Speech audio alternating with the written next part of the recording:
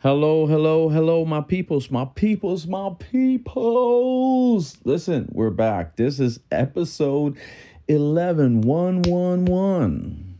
Sorry, that was like more than 11. That was 111. Listen, we're back with Love and Worship episode. I'm your host, Kingsley Kase. And listen, we have a show for you today. Today, we're just, for a long time, I needed a break from everything, and I finally got a break. And so, I went into town, but most people don't get it that sometimes it's okay to invade vacation, a stay vacation, at least within your country, and it was a beautiful experience. And I'm going to talk more about that, what I did, what I didn't do, what I enjoyed, what I heard, and it was just awesome. Good time to spend time with family and stuff like that, and see my mom and my dad all dolled up, all dressed up and everything. I thought it was pretty good, and I even got to glimpse one of my youths on Sunday. That was with her younger cousins. I thought that was pretty cool to see. I was really impressed to see how things are unfolding, not just in around the globe. A lot of stuff is happening. We have like the updates with NASA, with SpaceX going to get the other, the space shuttle, the space station. It's not space shuttle, but the space station, and the Dragon went up, and how cool it looked, and it was just a successful mission, and it felt like this whole weekend there were so many successful missions. Now, I'm not saying that there weren't other things going on that were like catastrophic. If you were paying attention to the news, there were a lot of other stuff going on. But listen, stay tuned. Just come on back. I'm only going to take a short break. Just a breather. Just stay with me. Stay with me. It's going to get exciting. All right, meet me back here, guys. 1, 2.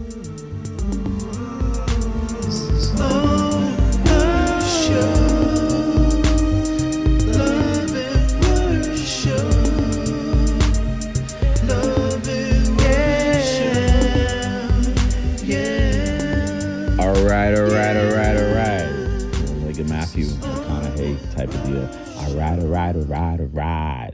So, welcome back. This is Love and Worship with your host, Kingsley Kase, and I'm excited to be here because one of the things I was thinking about was for a long time, since reconciliation, there's not really been a break for me, just from ministry, really from church, and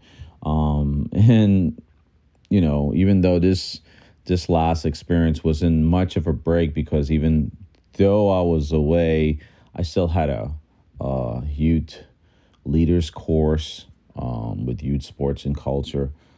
Still had a course, class assignments that were due. Still had other stuff that I'm working on. My 10th book that I'm about to release will be released, I would say, probably. I'm still going with March 25th for right now. It's just a couple of reviews that I'm doing.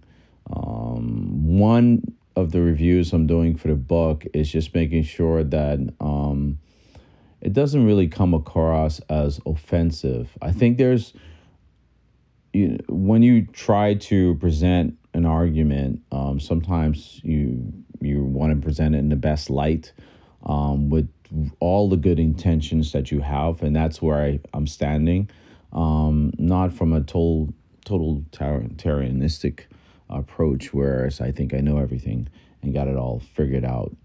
So it's not that at all. It's just sometimes I do believe that we have arrived in different stages of our lives. There are different levels where we do arrive to. And it's okay to acknowledge that about you, where you are. We have, I'll tell you, within the relationships that I am willing to recognize and acknowledge, I will definitely tell you that among those relationships, whether those are associates or people I know through ministry or whatever, there are highly like I mean, I'm talking about beyond just lecturers. I'm talking about like the doctorates, theologians of their time, and a lot of them give reverence to so many other people prior to them. And the truth is, like, the ones who are there who've been serving, have been putting in that work and showing such good promise, have been not only just good people, they've genuinely been trying to do something that also revives their hope, revives and also showcase their skills. Now, one thing for me, I'm not sure I'm the lecturer type. I'm more of a live it, do it, share it, talk about it type deal. If that makes me a lecturer, that's great. But I don't, those are not things I chase after for. Some people want to be pastors. And I have to correct something that it's something that I don't. I made a statement in the last show podcast, and it was talking about pastor. If I had to, I could be one of the best pastors and I think a lot of persons would probably be rubbed the wrong way. I know one of newly installed pastors came up to me and called me pastor, and I don't know if they're much aware of where I stand with that. That is something that I do not want. I've never asked for that. I've never wanted it. I watched my father's journey as a pastor, a senior pastor, and I've never ever desired that role after witnessing what he had to go through. Not saying it's the same right now, and I don't forgive or whatever. It has nothing to do with that. It has to do with just knowing what that seat entails. So that's not something I chase after. The honest truth is, even all the minister courses that I've done and stuff, all of that, has a lot of work. But all of that was done just to increase my knowledge base and understanding more of just prophecies, their standings and their background. And it also even added to my findings, what I'm sharing in my book that I'm going to release on March 25th. And it's tough for me too, because one of the toughest things I have to possibly endure is dealing with it's when I'm sharing from a place of just truth and honesty from my experience. I'm not trying or attempting to alienate someone else's experience or saying like this is the only way. I'm not making that statement. I'm basing upon a process, and some of it could be speculation as well, from experience, as well as just knowledge base, what I've studied abroad. It's not like I haven't spent like 4.5 years of in a university, and not that I haven't read enough that did other research, not that I haven't spent more than 20 years in the music industry. So the things I speak to, it's not like I just woke up one day and I just had this epiphany and there's no foundation. I've built foundations. I've built houses. I've built cities. It's not the fact that they're all visible to the people that are currently within, or I'm currently in their preview, or I'm their rearview mirror or something like that right now. And I think sometimes that it does comes off like when I'm presenting myself and I'm speaking out and being more vocal. I do believe that persons who feel intimidated about that find reasons to attack me on. See, I'm different from where it was. Like, I usually would, like, if somebody was attacking me, not just on social media or in the pulpit or using different platforms, whether it be through a course or, it's like me having a conversation with someone I'm working on a project with, and you realize that they have a whole view about you or about something that is different from yours, or and you're trying to just explain so things can be calm and we could just move forward and have peace amongst us. But do you realize that in our society that it's not always realistic? People just have that approach towards you because of their experiences. Yeah, and if it's a female, probably her experiences towards males. If it's a male, probably his experiences towards females, or other males. What you never know what's channeling their aggression or their disdain or their frustration, and sometimes it comes off as I have one rule, and my youths know this really well. One rule I have is that we are not dictators. I usually post that up and stuff like that.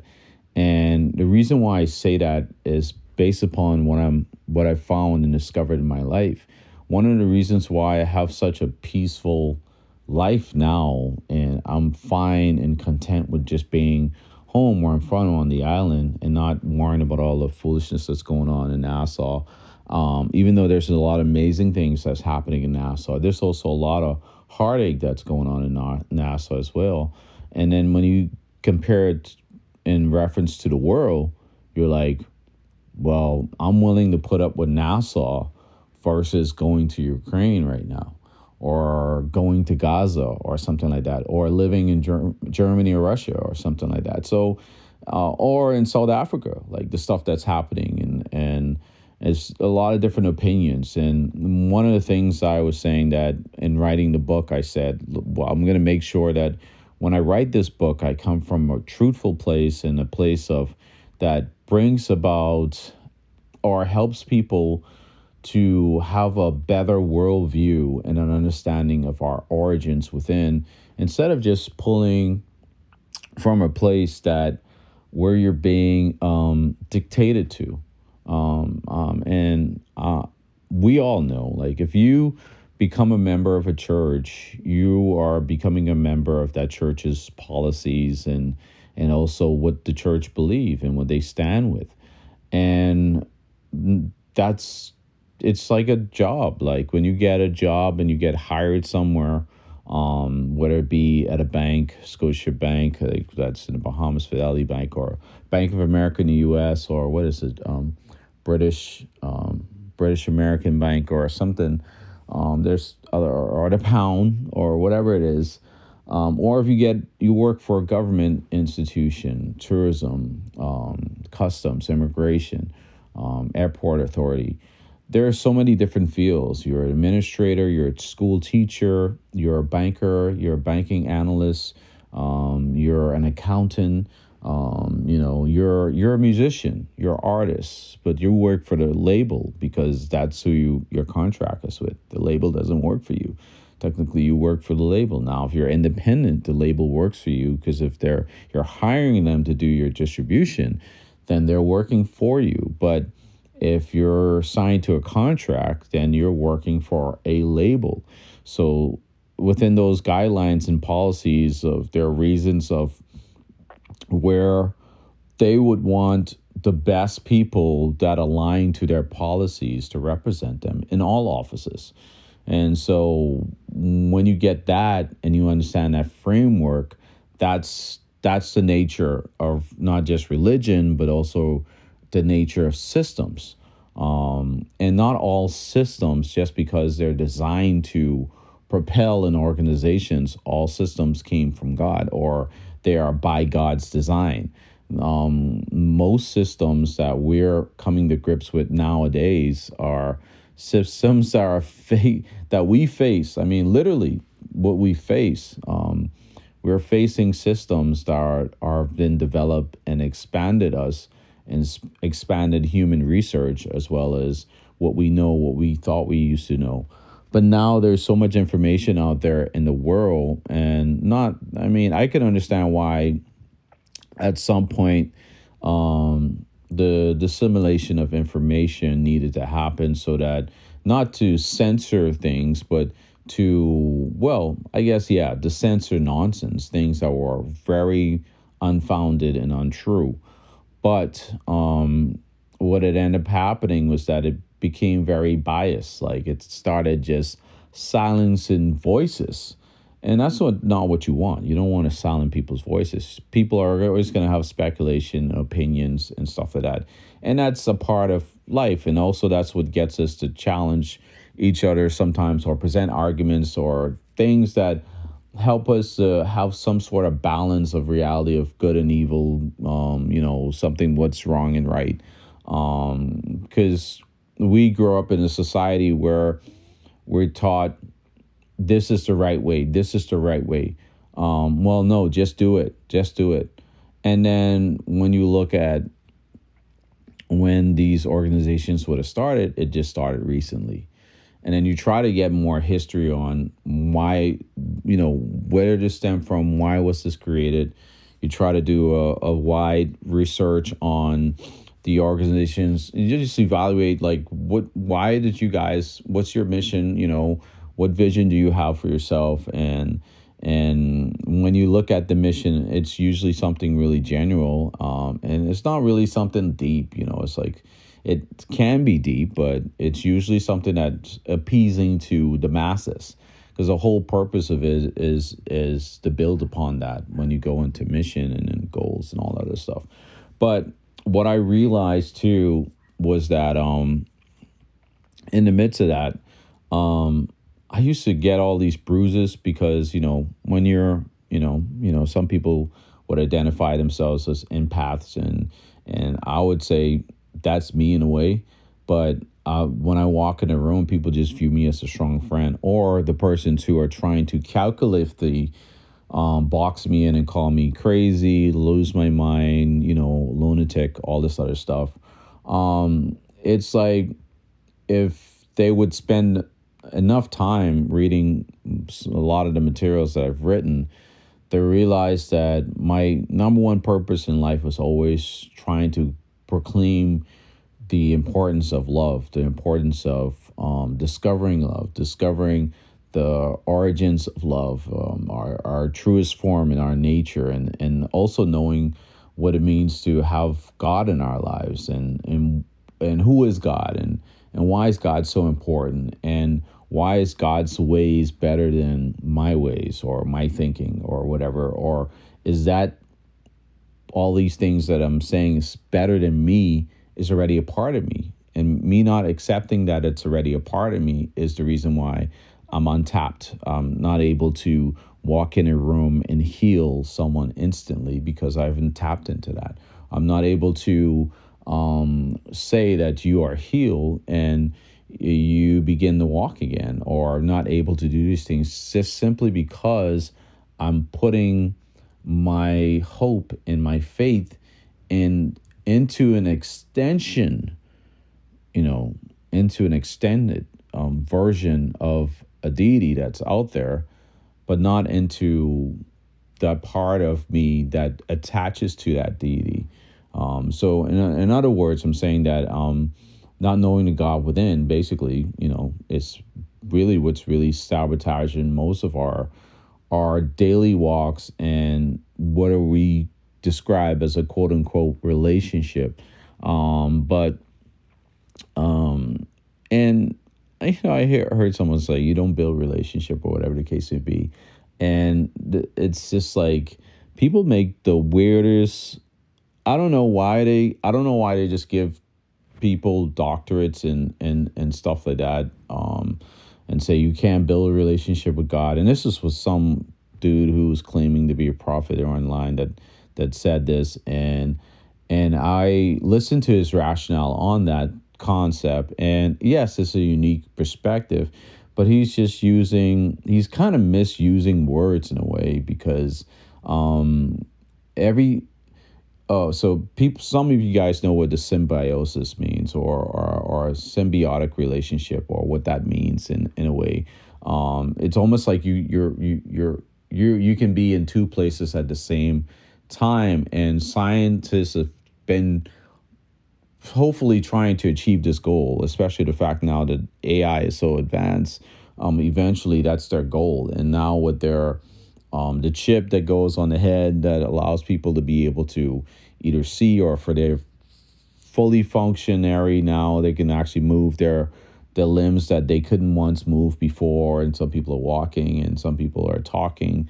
There's still a lot of research that's still going on there with this whole chip in the head, and a lot of people saying, oh, it's the devil. And I remember when a lot of people were saying that the computer, the whole laptop and getting online and going into the internet, that would have been the devil, and it was the devil, and don't use the internet. And then I remember when people were saying that social media was the devil. Don't go online. You're gonna open a door and stuff like that. I remember when people said movies were the devil, rated R movies were the devil, and then Mel Gibson wrote The Passion of Christ. So, I'm not. There's a lot of things that so many years and years and years. I've been around for 42 years. And so, in my generation, the millennial generation, all of us would have seen most of those crazy, horrific things where people would terrify us to death and say that, oh, this thing is the devil. And the world is coming to an end, and we're going to, everyone's going to perish once this come online. We're never going to be here. Jesus is going to come back and we're all going to be taken. And then like 10 years later, we're still here. And then you're like, oh, that person wasn't right. And then you have some pastors that prophesied and they thought they were filled with the Holy, and people in the ministry apparently were being saved and say God was going to come back. And I was just like, why do we always say it like that? He's going to come back. He's coming back. He's coming back. He's going to take us or whatever and stuff like that. And then we see our family members die in front of us. We have to bury them. We're literally burying them. I mean, we've been burying our dead. What's this year, 2025? For thousands of years. And according to the people who study physics and based upon dinosaurs and the flood, others are saying it's millions of years.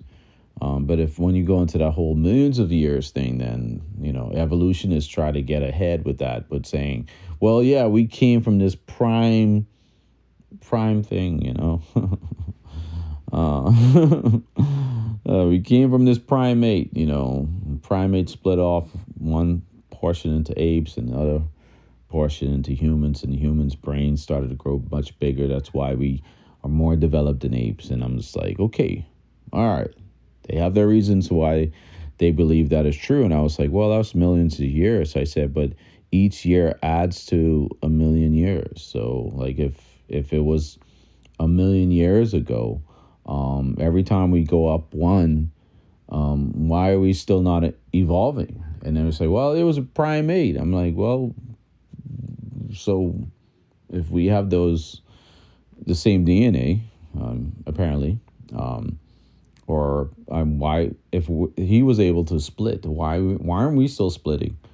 Why are we still, or whatever the case may be, and then if that's the case, why are we not also producing apes and humans with that, or whatever? But anyways, they do kind of explain it and what their view is, but I knew that's just a bunch of nonsense and foolishness, because we've seen people who have different structure faces, and then we also have evidence to support that, the first frame that scientists used, those bones were from different findings, different locations, and they put them all together and into a shape that looked like what humans would have looked like, or what our first beings would have walked like on Earth, and how they would have been, their heads would have been shaped. And it goes back to the Arawaks. Like the Arawaks had flat heads apparently, and they had funny shaped bodies and stuff like that. But there's not much history lineage on that to show us what they would look like to this day. But if you believe that, then I would say you're not looking well enough. But I'm getting a little off subject here because I'm supposed to be talking about like my weekend and what it means. But I was just touching bases on the book, just saying that I don't want people to go into the book with this false reality that just because you're a member of somewhere that you can't even have a mind anymore. You can't think for yourself. You can't breathe for yourself. And as if you're not free. I think when God created, if we're going based upon what the Word of God said, and or what the orally shared information was, since the exile, we would have learned from that era, Mesopotamia era, that a lot of things were not really an evidence of what we know now. Because what we know now is like a lot of the writings that were shaped also correlated with other stories that were already out there, like evidence, like historical evidence are out there. Not disputing what was written in the Bible, but putting it in a different light of meaning and what it described. And so my postured heart is saying right now is that I usually take an approach, not just with my analytical brain. I take an approach to be like, let me just be careful of what I'm saying and what I'm sharing, because I don't want to be so harsh and so forward that babes in Christ end up just losing their heads, or persons who've been around different ministries just lose it and start attacking me and my family, and then calling me like the devil or someone who's trying to discourage believers to cause them to go and stuff like that. And this weekend, one of the persons who I would say I've really been like most proud of always seeing, and I've watched her journey from behind the scenes and seen her grow, seen her do stuff. I never really could have gone to like her events or whatever, because I'm just always doing something else. And that was one of the things when I moved back home. I never had a desire to really be a part of the Church of God of Prophecy ministry at all, really. I just really was just focused on trying to live a life that was pleasing to God, just really living truthfully and living an obedient life the best that I can.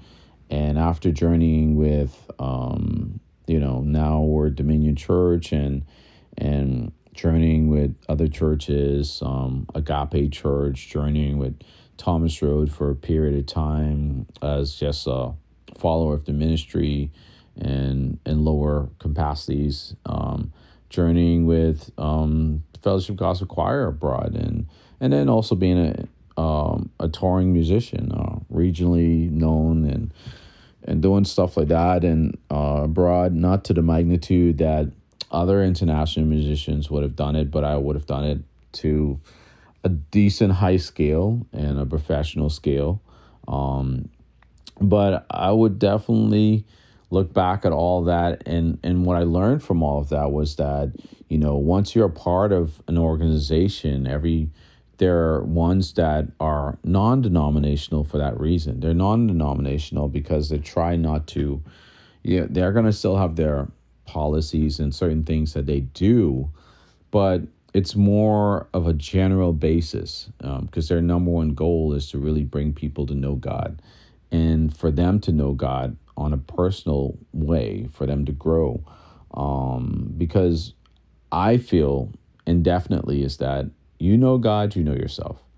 And the more that you know God, the more you understand more of who you are and yourself.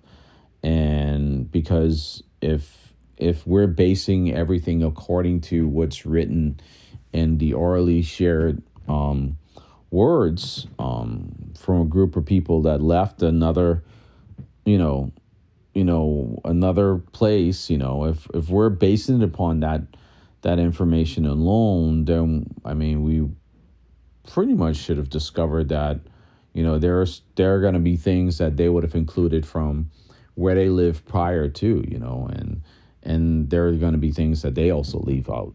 And we realize that people leave some things out because, well, it creates blemishes. It's like if I lived a past life of sin and I have tattoos all over my body, and then I became a priest at, some church or whatever the case may be.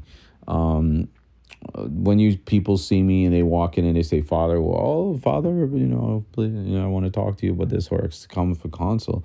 I'm fully dressed. They would never really see my tattoos, or whatever the case may be. And not just that, I mean, they would always see a facade, really. And then they would still get to meet the person. But once you're in that, that title position, most of the times the people who haven't really built a relationship with you or don't know you, they see the priest first and before they meet the man. Or now women, because apparently so, you got women priests now. And we always try to create like an equal playing field across the board. And that's why I've been looking at trying to do that. But I was really trying to go from the point of where it's like, if we get this right, and this is what my intention is. My intention is if this argument is done right, what it should address is that we probably need to take a different frame look in our perspective, organizations and churches, on how we not just implement policy, why we do it, but also acknowledging that not just the freedom, but also that not to cancel somebody who is an original. I'll draw an illustration. So back in the day when churches were started or churches were planted and stuff like that, there were particular people who always planted, churches or whatever the case would be. And that was a journey that they took. But they always had their home church. They would still return home. They would, after they were done whatever journey they were on, they would still return home unless they were arrested or unless they had to take a different path or whatever the case may be, and spreading the gospel. But it would always be like this constant journey, and that's what they believed in. And they did appoint other people to stand in their steads until they returned. But my thing is that at the same time, nowadays is shifting. And the shifting happens when there is not enough resources.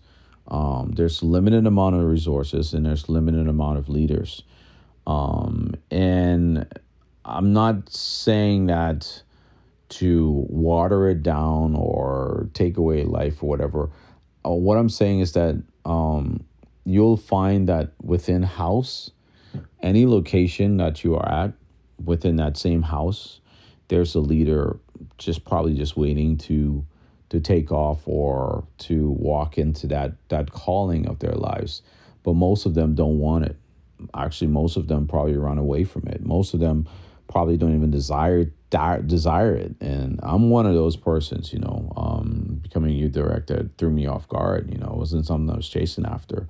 Becoming a worship leader at church, my home church where my parents attend, wasn't something I desired or chased after. I just really thought it would be cool to help and support, and was a place where I sought reconciliation. And as a support and playing piano, using the talent, using the gift, but not to become worship leader. Those are things I do not desire. This other stuff, that I help the community with, other things I do, but those are not things that I chased after. I didn't even chase after being an artist. Like, it's one of the things when I started in the Bahamas, I tried it, but I felt like that was always something that just found me. It found me in an area, like, wrote a song, wanted to record it, wasn't chasing after anything. I just had the songs. I wanted to record a song, and then a friend encouraged me to go and pursue it.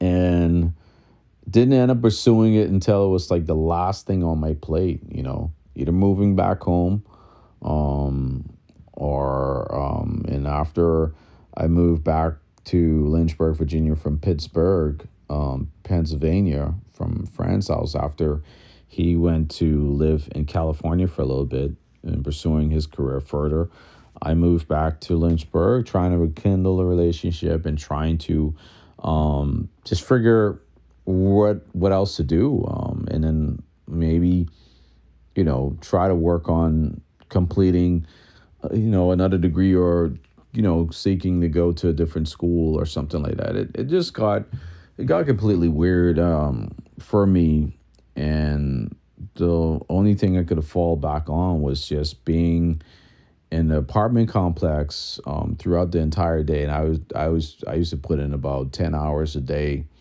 while the guys were gone and usually when they were sleeping, I would be playing. I'd be playing or whatever the case may be. And I remember one time the neighbor got like upset because he's like, "Oh, that's banging. I could hear this banging." I was like, "I'm playing on the keyboard. How can she hear banging?" And so, but I remember that it was a lot of time. So I would probably say put hundreds of hours in prior to me playing and sharing the original material that I was working on. And, a lot of it was me trying to come out of that rut and fight and stand strong from depression and stuff like that, and anxiety, because that was heartbreak. That was horrible, a horrible experience I experienced, no resolve. And I was trying to find grounds, not just to stand again, but to succeed. And I just remember, like everything I did was like literally to succeed. But I ended up helping others to build more of their confidence and for them to succeed more. And we just did what we could do. And for those other guys, it probably wasn't as realistic that it would have taken off, but I knew in my heart it would have. And after meeting with a couple of producers, they were like, maybe choose different musicians to produce the sound that you make. And as much as I would have, if I was all in it for myself, I would have done that.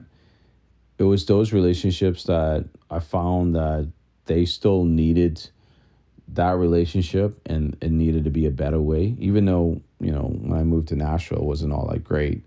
How the band, we never really ended, but just how things went down with the band and the equipment and stuff like that.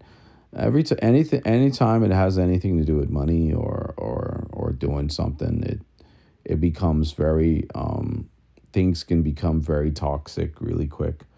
And sometimes people never forgive you for that. They might move on, but they never forgive you. And they never forget, and then they hold it against you.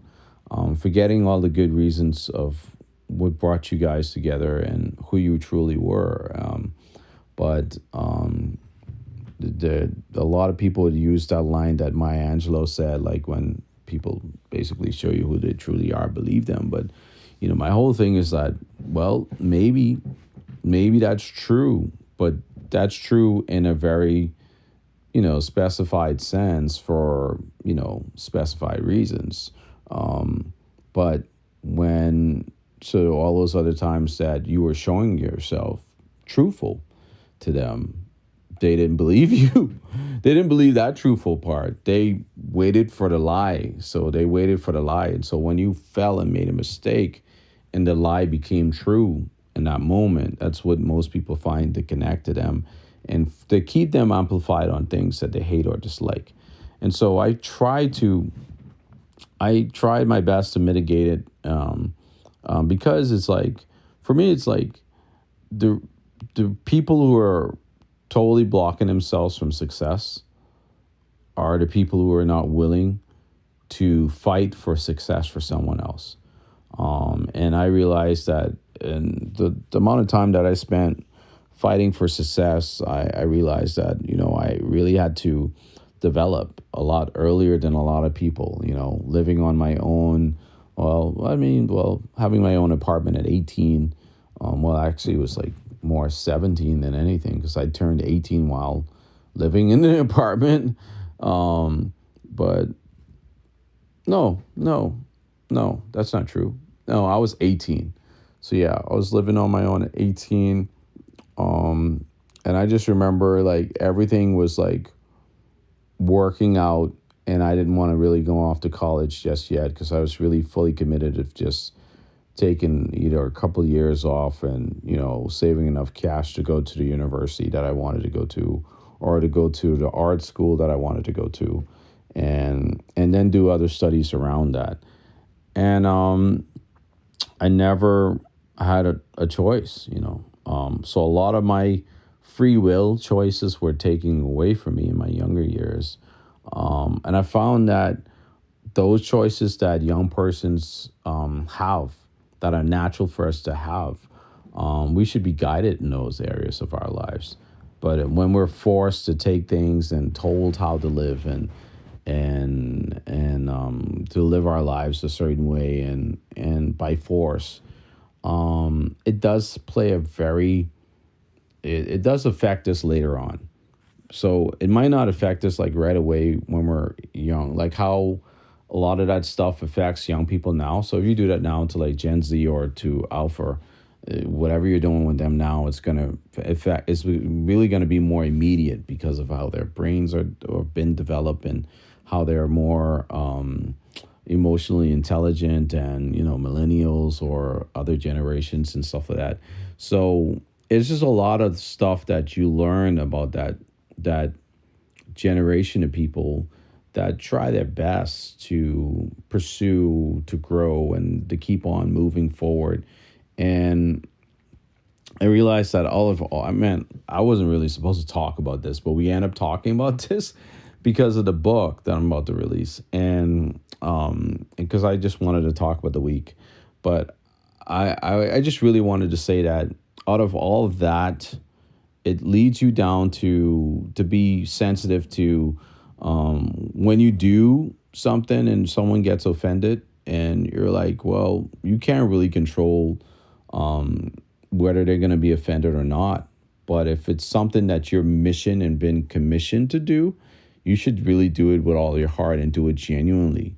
But don't do it in the sense of just doing it sake, not realizing that it may still have a consequence. Even though it's a good thing, it still could have a consequence, because someone will take it wrong or take it the wrong way, not just because how they were raised. It's just because of how the information is presented. And they will be like, oh, what are you trying to do? You're trying to sabotage our beliefs. You're trying to sabotage our history and where we call it come from, because now you're calling all of this a lie. And I'm like, but if it's a lie, wouldn't you want to know that? Like, and that's in my question is, if most of the stuff that we've been taught most of our lives and in various religions about, I'm not talking about Jesus Christ's journey now, because some of that stuff, but I usually try not to go there. But let's say Old Testament stories and a lot of stuff. And then a lot of the inconsistencies are there, even though we try to, over the years, they've became more consistent based upon systems. All right, so a generation after the exile came out of a system that they knew about. Something about that system that was polytheistic or whatever, just had so many other gods and all this other stuff, all these other view. Monotheism came up later on. outside of all of that. Not saying that it wasn't always around. I'm not saying that. I'm saying a focus came after all these other things were happening. And there were still learned things from the what they did, storytelling, the way stories were told in that society, things that worked in that society that were also added to the whole monotheism approach. Eventually, as things grew and those societies started gaining more, like an easier flow, with bringing people into order, and stuff like that. They realized that, hey, this is the best way to line people, right? And that helps. And if you look at every business that has ever been mainly and massively successful, has always really used formations or guidelines that have been developed by churches. So when you have someone who has a vision for a church, and they're newly elected to be over a church, or they're starting a new organization, if that church prospers and it's in a smaller community, 99% of the time you'll see that the whole community prospers. There'll be prosperity in that entire community because of that church. And if the church falters and something happens, like horrific happens, or bad things start happening, whatever the case may be, like a senior pastor just coming forward in Grace Church, the most biggest church in the world. I don't know how true it is or whatever, but he shared his testimony on that, and admitted to whatever sexual misconduct that he had, but people not knowing that it was with like a minor or whatever the case, or however that situation was. And at some levels of it is, could also still be a level of statutory rape or whatever the case may be, but that's speculation because that's not been brought up. The point I'm making is that that happened probably for him like 30 years or more, and now he's facing that in reality, and or being judged for it. And here's something that he would have willingly let his board know about his past or whatever the case may be, but now it's come back to haunt him. And I find that in this life right now, believers who have either repented of their sins and come into the fold, and thought that they turned everything around and moved forward and moved past certain situations or whatever the case may be. And who knows, like maybe you saw paying the family alimony, or I mean, not like he was married. That's like for married folk. But maybe you saw paying them money or backdoor. Maybe you saw paying her, or saying no more, I'm not paying you anymore. Like, no more blackmails or whatever is going on. That's speculation. But my point is that it didn't just come up all of a sudden. And we've been around long. We should have known this, that being around long enough to know that things will happen and we will be attacked once we've gotten to a certain stage in our lives. And now that you got persons who are standing with Trump and Elon Musk and stuff like that. And so if you stand with those guys politically as a believer of a mega church or something like that, you are going to be slandered and attacked based upon the organizations that are out there that are also being defunded by Trump and Elon Musk, by Doge, and the new policies that Trump has put in place and stuff like that. And so the livelihoods that are being affected by this, and the persons who probably were actually, really scamming taxpayers out of their money and stuff like that, and people finally finding out what's going on.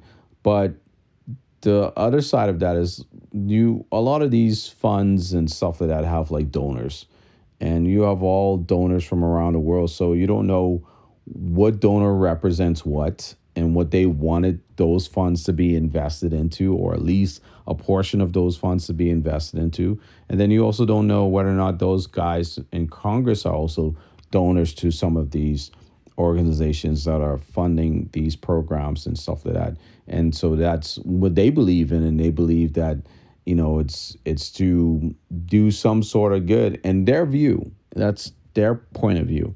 I'm saying is that as a believer, when you stand with a political view or a person in this society now, you have to almost be like realistically 1,000% prepared for what's to come from that. So if you have stuff that, that's why any person that wants to put anyone in a position, they want to make sure that, oh well, I can't put you in a position or in that position because you know you are participating in XYZ. And I have to make sure that you're no longer participating in XYZ. And then you have persons who struggle with these things that are believers, and they're not participating in it. They know it's according to them it's a sin. It's according to them it goes against their membership policy, what the church stands against, and so they don't do it. But the struggle for them is real, but they're not participating in those acts, But they still get abused verbally when their names are called on or used in that reference, or people use a slander, and I realized that that's probably one of the reasons why it's like, man, I never want to be a pastor. Like, I never want to do something like this, because being that is just, I mean, you're just putting a target on your back. You really putting a target on your back, and even all the things that you thought would have been settled or something like that or whatever. I mean, but I don't understand why someone like that would ever even become a pastor if they've done something scandalous like that. You know what I mean? Like, and that's scandalous, Finances is one thing, because with finances, it could happen to anybody. And so those kind of things would be expectant, like, but if you became, like, even I'll use an example, like Steve Harvey. And Steve Harvey came into his extended wealth, which is more generational wealth, with his Steve Harvey show and everything and stuff like that. Once he was like set and really, really set, this couple that apparently they'd either loan him, like, I don't know if it was like $32,000 or $60,000 or whatever it was, for him to get like jump start to do whatever he had to do, whatever the case may be. And, I don't know, they, was not really entirely worried about him paying them back or whatever the case may be. But he never forgot them. He was always like looking for them and trying to find them, because I think that something like that would always be on the back of your mind. Man, I'm really in this position right now, so I really can't have nothing. You got to do the research on yourself and say, what is outstanding for me that's out there in the public? Because now I'm a PEP, I'm a publicly exposed person. What is there out for me that I need to clear up and make sure that I'm on good terms with? Not talking about personal things with people, like stuff like that. Like those things, you're always gonna have someone that just don't like you, and someone who just don't care about you, and someone who just, they hate your guts, but they realize that you're good for their lives. And so even though they hate you and don't know why, it could be something from their past, or it could have been something you said, and from that moment they just never forgave you. And even though you try to move past that, the only thing they're going to remember is that until you magically find out what you said that was harmful to hurt them. Even if that wasn't the person you were talking about, you still have to kind of like be conscious of that. And in the scheme of things, but I'm talking more in the focus of, when you're exposed, Man, that's like the roughest. That is the roughest situation to be in because now anybody can like target you. I mean, and their whole point is really set out to like target you, not to give you hope or anything, but like to harm you. And, my thing is like, I want to be in a healthy position, whereas I'm not doing that. I'm not waiting until that last minute of whereas now you've sold 10 million records, and then some kid comes out of the wazoo and you're ill prepared. Like you didn't even think to be like, let me make sure I have this for a generation or whatever the case may be. And then, or you didn't find out that, this is probably what an alimony would be, and most people wait until you become successful anyways. Most people, if they're intending to destroy you, they wait till you come to the top so they can cut you down to the bottom again. And it's a very demonistic way of approaching life, because if it's a believer, they're saying that they're the hands to humble you, that God made them to humble you. But that's not really it is, because if it really was ultimately up to God, you would have just leave it up to God and forgive them and move on from it. But most people in some situations, that based upon the laws that we live by, those laws are crimes against us. And so when they become crimes against us, most people pursue those things until they die. So and it's hard to say, well, let me turn a different cheek, or let me turn a different way when someone's committed a crime against you, especially if you're an adolescent kid or a minor or something like that, or whatever is going on. Those situations are very sensitive, and stuff like that breaks my heart. To see that a pastor or someone would do, a minister would do something like that. And so it's really one of the number of things, like, so here's one thing that I try to do, and I probably should clarify this. Now, I could give you a compliment. I will say that you're beautiful, or whatever the case may be, or whatever. And I'm just speaking honest and being very honest and whatever, and giving you a compliment.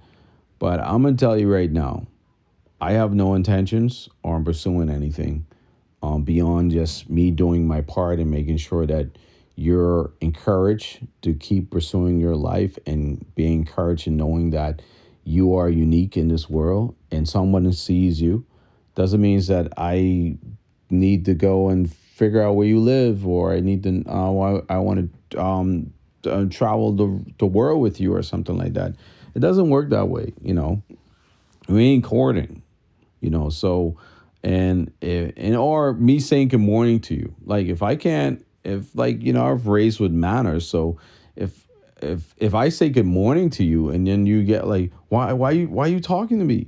Why are you saying good morning to me? It's not because I don't want your number or something. If I open a door for you, that doesn't mean that we're on a date. Like, that's just manners and respect. So I think we need to get back to a place of understanding what it has to have manners and respect, but also what it means to set some barriers. So if you don't take compliments well, which means that if you got to receive a compliment, and that compliment makes you feel gushy inside, and you feel as if, oh, this person's attracted to me, whether they're attracted to you or not, you still need to set a boundary to be like, hey, like, okay, let me move away from this conversation, because now it's probably, it could get weird for me, because I will think a certain way, and, it could be a false impression that I'm having for this individual, And I would say, if that individual is not pursuing you the next day or the next moment, or being as consistent or whatever, and they're just really wanting more of a genuine friendship, someone that they could truly work with, or someone that they are trying to develop, or someone that maybe they have a call on their life or a passion for, to really help grow into something, then don't just let it just be you two. Like now expand that. Like let it be more than just you two and expand that to more people so that you include more people and they be like, hey, this is somebody in my class or well, yeah, there's somebody from my class. And then now you would have maybe some insight. And but if those persons are bruised and they have their scars in reference to stuff like that, then you also have to take some of the things they say with a grain of salt because, they're looking from their perspective. But if you have discernment and you have wisdom and understanding, you're very careful. And me, I definitely try to be very careful. And then sometimes I get caught off guard with it. But most of the times, I would definitely say I do like 1,000% of being careful because the false impressions, that's the worst. Like once you give a false impression, like you can't take that back. Like you can't take that back because what if that person instantly falls in love with you because of a false impression that you produced in their lives, and that's on you. That's not on them. So now you have to like really walk it back somehow or really, really pray about it or maybe distances so that they get the picture. But what if they don't? Because they're madly in love because their impression was what they believed the love of their lives was supposed to do in their lives.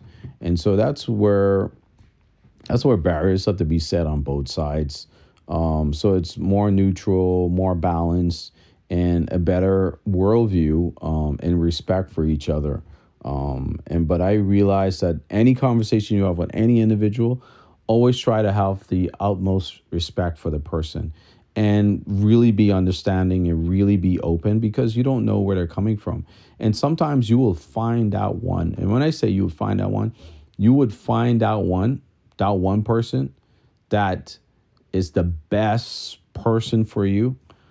But because you are so consumed with what life says is the best person for you, this person that's slim, this person that's short, this person that's long hair and all this other stuff or whatever the case may be, you would be so consumed by that.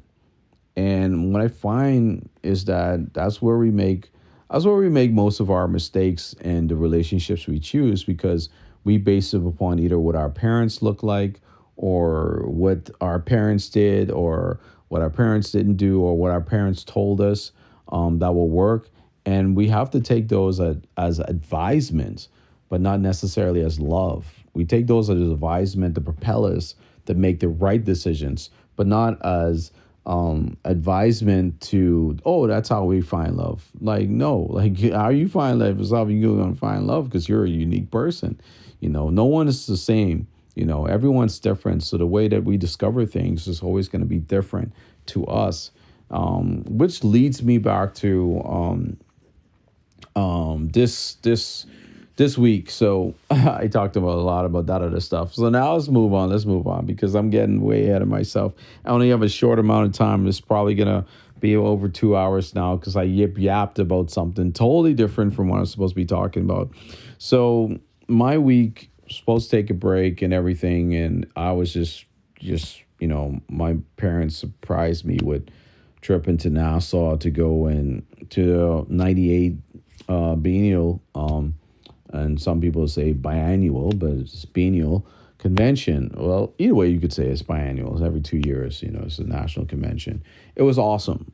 For me, even though I have as a musician, as a worship leader, as an artist, I do have my critiques.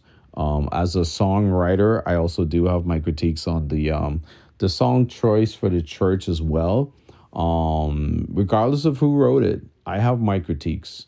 Just as someone who's written songs, and then also someone who's also worship leader, someone who loves Jesus, someone who loves to worship, someone who also loves to write music, and I'm a writer.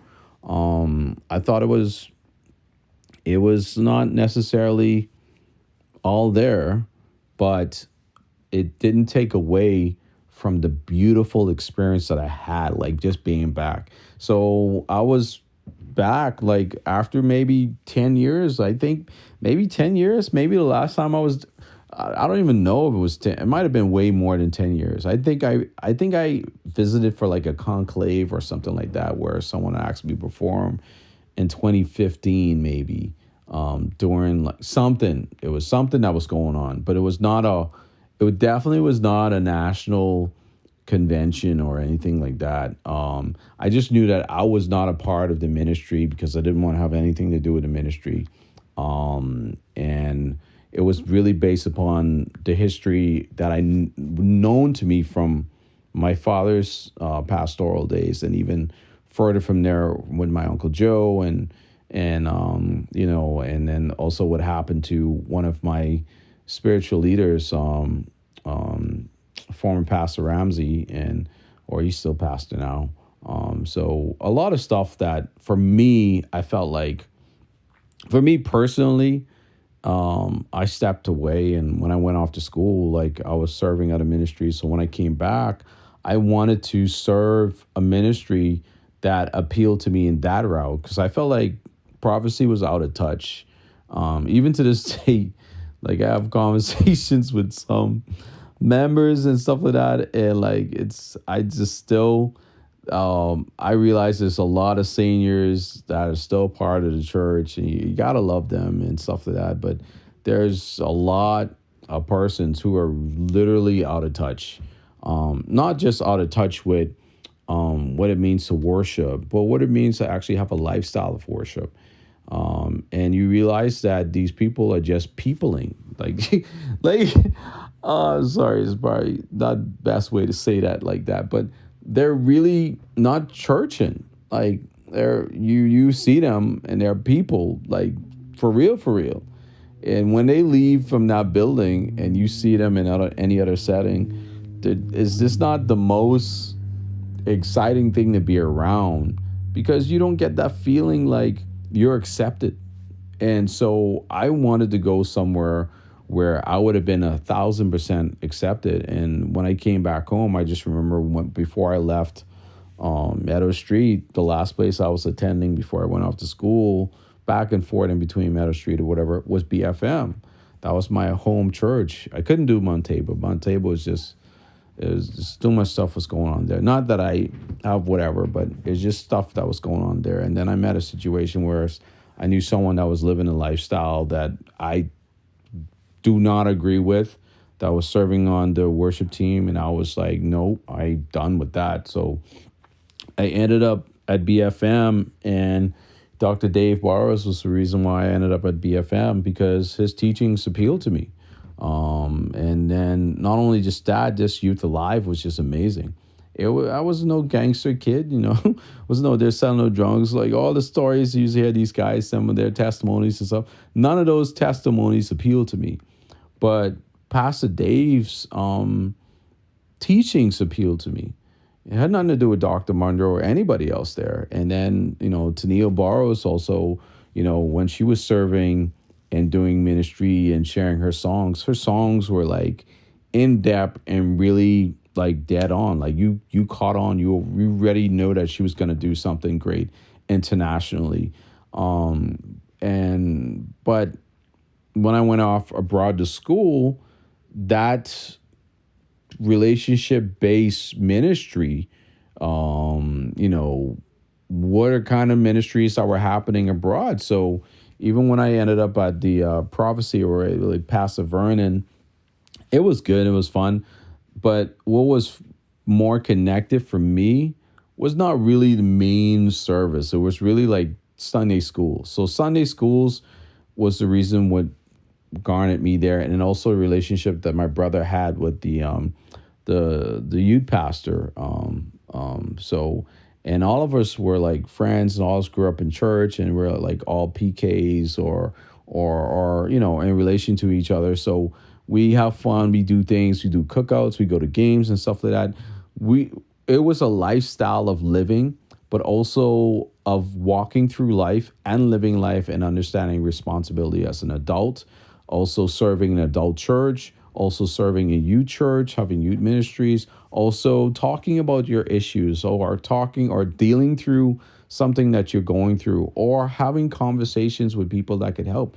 And then you realize that in that ministry, for me, I realized that what I was dealing with was unrelatable. And not because of of what I had to do, but it wasn't really relatable. The only person that I really found mostly relatable was Chris, and then once he got married, that was it. Like, and so for me, I just kind of left the ministry after some other stuff was going on, and I was just like, I don't, I would, I if you're gonna have people living different lifestyles serving on the worship teams, I'm just gonna not come and show up.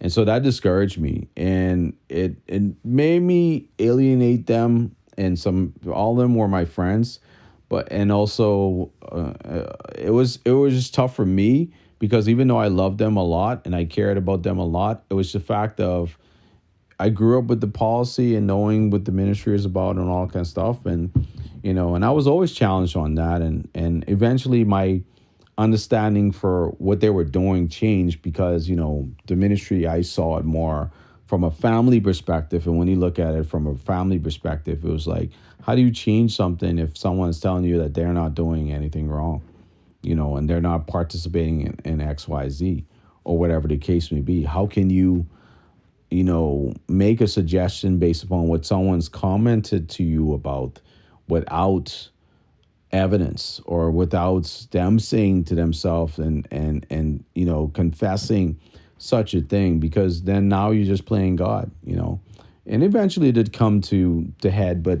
it was different. And so the ministries I was used to abroad was really top notch, and so you understood engineering, you understood. That's how I learned to play the 4-string bass. I really learned. Oh man, man, Mr. Rooks definitely taught me how to play, and even Todd showed me some stuff on the bass, and not Todd Marshall, but Todd Rooks from the States, and just a skill set of what people were able to do and stuff like that. And then I realized that the piano players or musicians that are not Bahamian or that are pretty much from our other white musicians, not just white females or white males, they really played chords differently. The way they approached playing gospel music and Christian music was much simplistic than what I was used to or trained to do. And so once I understood how they were doing it and their chord structures and how basic it was, then I realized that what they were doing were more classical and more complex than simple. And once I started to understand theory a lot more and beyond the basics, then it made what they were doing way more beautiful. And so I started to write that way and intertwine it into the music because I just loved the way it flowed more for me, from my perspective. And yeah, I wasn't really, I love jazz, but I wasn't really like, it's the end of the world if I can't figure out how to play jazz or anything like that. But everything really ultimately connected. And the first time being back since all the last conventions I've been at, this was the first time I felt like the music that I wanted to hear at a national convention, I finally heard it. And not just the newer stuff. It wasn't about the newer stuff. It was really about like the hymnal stuff and the way that it was approached, the way that the stylistically, like how the music shaped and changed. And oh man, Heston is basically family. I mean, not basically family, he's family. So we just enjoy the ministry that he is able to produce. And I saw Kiran and Phil was there, and so many others that participated, Ravon and all the others and stuff like that. And also the children's choirs and TCC and the worship team, beautiful worship team, just very coordinated. The youth worship team or East Streets worship team that where my niece sings on, and wow, you could just hear her powerful voice in the mix. Like she is a singer, man. You would just love to hear her lead worship. and just how dynamic the shifts have been. And then also, it was very empowering. Like this whole experience being back at a national convention, I would say for all the time I've ever went, this is the most empowering national convention I can remember for my generation. I can't speak to any others. I'm not talking about like youth band days or how good the band was and all the people I was like. All those things are like different levels of it. Like, you're looking at it from that perspective. But I'm talking about like how things have shifted to junior band, youth band, the senior band, the Bahama Brass Band. Like just looking at all of those pieces put together, not based upon the numbers and how many people are now no longer in the U-Band or how fewer persons there are or whatever the case may be, but just looking at the shifts, looking at the flow, looking at the unity and just the positive energy surrounding that. I just felt alive. I mean, outside of, people still wanting to sit where they want to sit at each street and having their particular seating. And if you are not someone they normally see there for years or whatever the case may be, you might get a look. You might get like an unusual stare, like someone trying to figure out who you are or something like that. But think nothing of it because, like I said, church people are still some of the most loving people that you will ever meet, and whatever made them unloving is scars that probably need more healing, and people will probably just need more counseling. But I loved it, and then one of the persons I just saw her, man, and Catherine Benaby. Oh my gosh.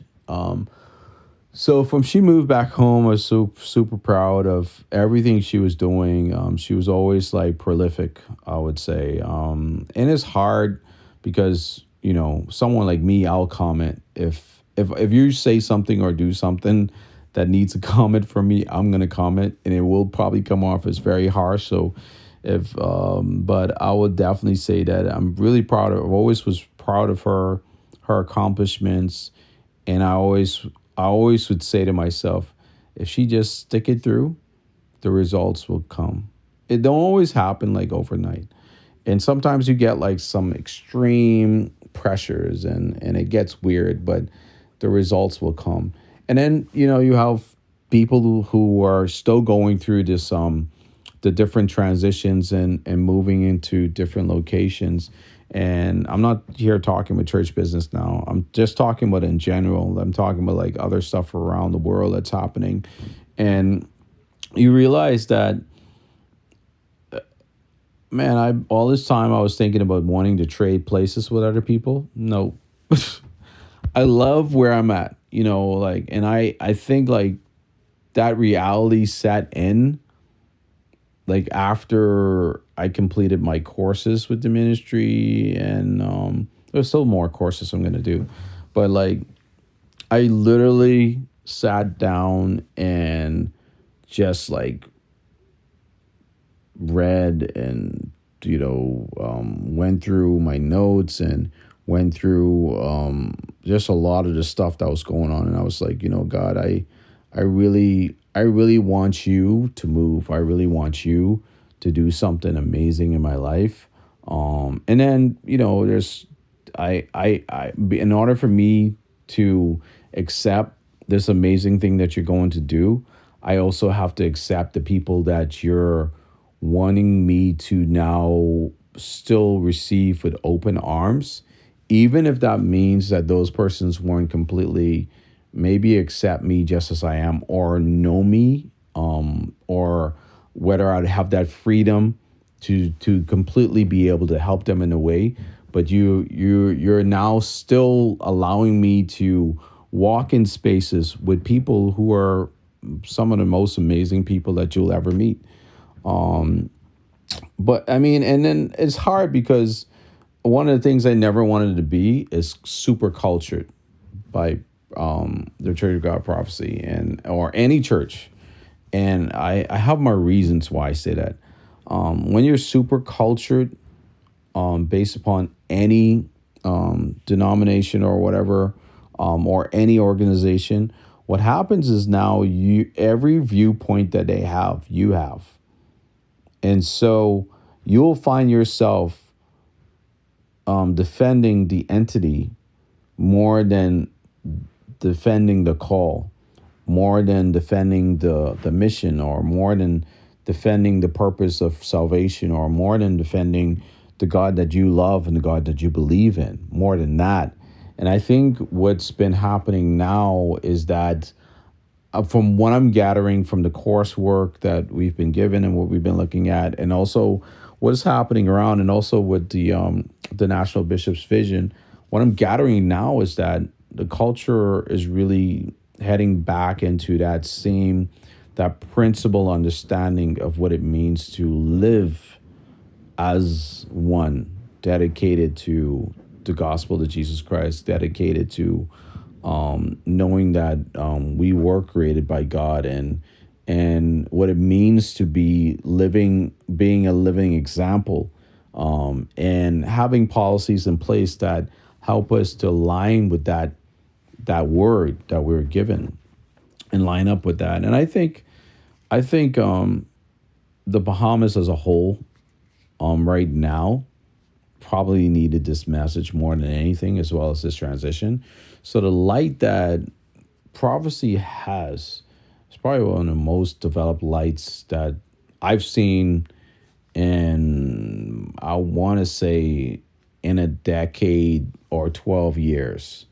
The closest I've seen to this would have been in 2013, when, it was like three months prior to Dr. Monroe's last message. And I remember hearing his vision for not just transitioning and putting people in certain roles and stuff like that, but seeing that the BFM was not ahead of it. And because BFM was not ahead of it, when the crash happened, a lot of things were in a ruckus.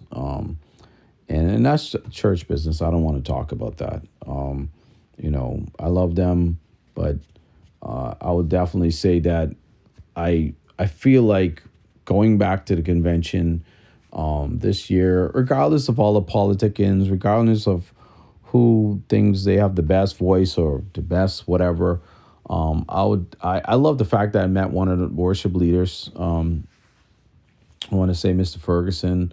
I met one of them, and I was really impressed with his encouragement that he gave me, and it just heightened my respect and admonishment for him. Outside of worship, I felt like that him being a voice of encouragement and in that moment was way more powerful than any worship he did during the week for the National Convention, because he confirmed some things, and he spoke to some things that, I've really been seeking God over for the youth here, for the island, for the community. So there's a lot of movement that has to take place, and a lot of things that are taking place because of those relationships. And I also saw Dr. Gandhi right when I was talking to a lecturer from one of my classes, and I always know that it's so much wealth of knowledge that's right there, but I don't know what's the best way to glean from a knowledge base like that. Because see, I'm at the age right now where it's not. I don't know. I would say I'm at the age where a lot of people would still find persons around my age still unteachable, or they've already derived at a certain lifestyle where they're so used to being. So I find that it sometimes our groupings, or the way we communicate or receive communication differently, sometimes it causes us to come off as nonchalant, or we're detaching ourselves from people who are very helpful to not just our growth, but also helpful to us succeeding. And one of the things that I feel as if our generation don't have time for is when we know that we've tried and we're consistently trying, we're not seeing the persons pursuing us or for that data or that wealth or that knowledge or whatever the case may be. But I would definitely say, man, like hands down, since I found out that she was like the national youth director for us, like I was just like, bro, like people don't understand, like this woman, hands down. I mean, I know people. Well, let me tell you something. People always compare. So people always compare. What I'm saying is that I'm not comparing because I didn't know who came before her or what because I wasn't even a part of the ministry for more than just me since reconciliation. Because this is where my reconciliation happened and happened in my hometown church. And it could have been anywhere. I could have been at Highway Church of God and I still would have ended up back at Prophecy. I have my reasons for that because I saw a need. I saw a need. I saw room for development, and I sought to just be in a place where I don't have to feel as if like every person that gets on the pulpit is talking about my business and trying to just like scar me to death because in fear of me taking up some leadership role. And I didn't have to fear that or worry about that, or I didn't have to be in an environment where someone's going to look at me and be like, "Oh, well, you're not making six figures. You're not working this government job. Oh, it's not what you're doing is not enough. Whatever the case may be." And then I realized because I know the person, like I knew when she was at Atlantis. Before I knew she was National Youth Director, and a lot of people don't know that. Like I knew that information about her prior, so I always knew. Even when she got in her doctorate, I always knew like this is someone that you could always get a wealth of knowledge from, and someone that's very keen and helpful and stuff like that. But then you have ministry. Ministry is different for everybody, and then you also have like. Persons like Bishop Ian Ferguson, and so many others that I would say are like the wealth of knowledge that people have that you can glean from, like Bishop Gailey and all the others, and people who've been a part of ministry and stuff like that. You gotta have it's what we're trying to do is develop a round view and a world view and a life view and a church view of what it means to life it. Because a lot of people, they always just go in and looking at the policies and all this other stuff. But the thing is, if we say that we're a disciple of Jesus Christ, how are we lifing this? And if our life is not adding up to according to what we're saying we believe, then the youths that we represent are going to see it. And adults that are part of ministry are also going to get discouraged too, because they're going to be like, oh, geez, this generation coming up, Jesus, we really got to lay hands on them and pray for them because they ain't know what they're doing or something like that. Or they're just about the money or whatever the case may be. And I've always told people this always consistently tell people this. I said, one of the number one things as our millennial generation and even Gen Z is facing this right now. The biggest thing that we're facing right now is the fact that in order for us to live those supposed enjoyable lives where we could go off and travel and go here and go there and do all these other things, in order for us to live those lives, a lot of us have to sacrifice our Sundays, have to sacrifice our weekends, have to sacrifice our peace, or have to sacrifice a lot of other things in order for us to just be financially stable, and then there's a lot about it like that I learned over the years is that when you're doing ministry or as a professional, doing ministry, Some ministries are like businesses now. So if you don't have those titles where you don't have a degree in being a music pastor or something like that from a university or anything like that, then you're not going to give given a salary for that unless you received at some, whatever. So, and regardless if you have 1,000 years of experience, like a lot of ministries will, because you don't have the title, like you don't have the college title or the university title or the doctorate or anything like that, you will not be given anything. And I'm not trying to poke fun at anybody. I'm being serious now. I'm talking about like a lot of ministries handle it as a business. They form it as a business. They operate from a business standpoint.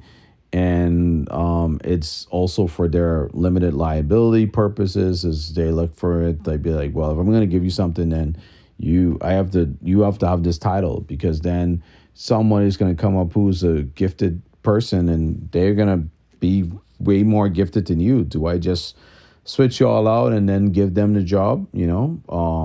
And what I would beg to say is that it's not necessarily that. It's just that because of the limited resources, you're looking at it that way. If I'm a $1 billion organization, right? I'm a $1 billion organization. I'm gonna have every single facet of a person working at my company. I'm not talking about lifestyle. I'm talking about whether they have a degree or not. They're going to be working at my company, because I'm looking at the fact that, hey, if they can do the job at a high level and a high skill that I need, regardless if they have a degree or not, they are hired, period. Whether they're certified or not, and I can always get the person that's certified to be the director over the department or whatever the case may be. And that's that, whatever the case. Or I could hire those persons and then work with them to get them certified through some other program that would help them get certified, so they would have that knowledge base now moving forward or whatever. But that would not stop them from being hired, because they would still have the experience. They would have the experience, the knowledge base, or the degree. And you could have the degree, no experience, and you could still lack the knowledge base. You can have the experience, but also still lack some knowledge base where you still need some extra help. You could have the skill where you're a savant, you naturally walk into the situation, you're able to accomplish the job and do it, but you can't explain it, so you can't teach it. So which means that you would have to walk through the whole process of what it means to certify. So everyone would be able to find development. And I think that's where, when I look at where the direction that prophecy is heading in right now, I see that. Like, I see that being like a big deal for them, but also for them pushing education in a positive light around how we develop and what we do with our development stages in life and the opportunities we have with that. For me right now, I've been contemplating it a lot, but I know if I took off and went off to school right now, it would probably be for another 4 years or so, or 5 years. And if I did that, I don't know how that would affect the ministry. And then a lot of people be like, oh, well, just do it online. And I'm like, yeah, you could do that online. But then that would also take away from my impact in the ministry and the other stuff I have going on. So what I'm doing now is like, I got to figure this out, because I got to, I'm not trying to box myself in, but I have to figure this out and for it to make sense. And it'll work out. For me, where I'm standing, I think it'll work out. If I'm able to do this, the kind of courses I was doing with the church, I should be able to do the kind of courses that I'm seeking to end up doing. And if I go in that direction, I think it's just I just didn't want to go into that direction because I felt like it's just too big of a deal for young people to have that much pressure on, at least the generations right now, because a lot of the finances are not in place and the resources are lacking because of how the world is evolving.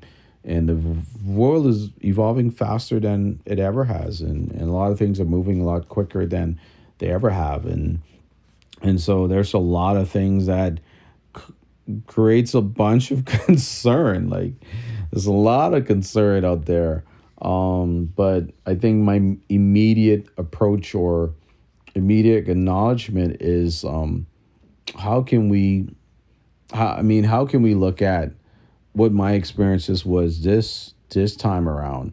Like the festival, that was great. Like I felt like that needs to happen like every 2 years. If it's gonna happen like that, maybe, but I think it needs to happen like every year. Not at the seams, like switch it up a little bit, you know. And I say every year, so that it now act as a fundraiser tool for the ministry.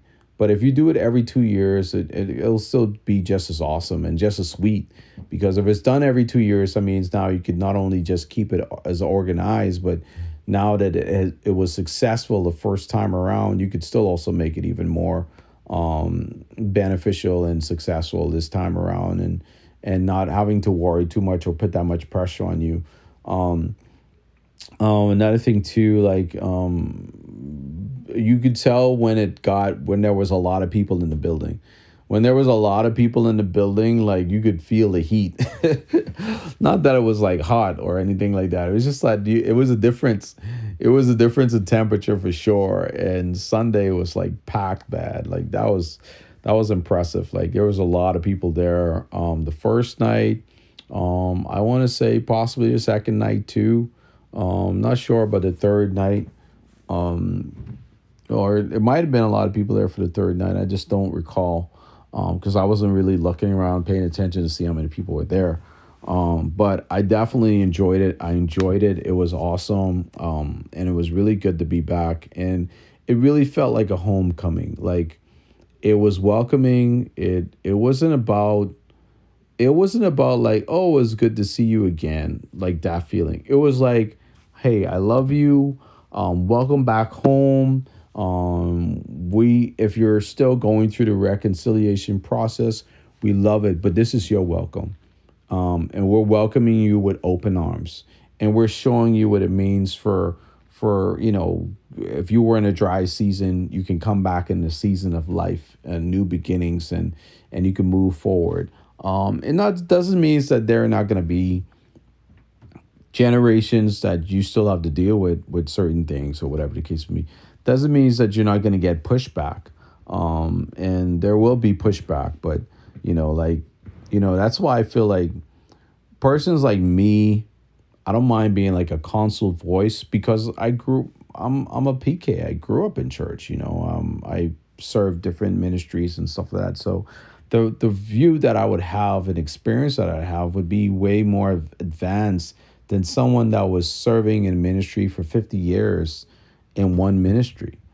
And I say that because you could be in one ministry, serving one way in one ministry, and you could see everything I would have seen, but you wouldn't have been able to deal with it differently the way I would have dealt with it because I would have been serving other ministries where I've seen how it was dealt with from different ministries, what's worked, what hasn't worked, why it didn't work, what it means to serve a community church where, it's a lot of people, and then what it means to serve community churches when it's not a lot of people, what it means to be a part of a non-denominational ministry, what it means to be a part of a non-denominational business ministry.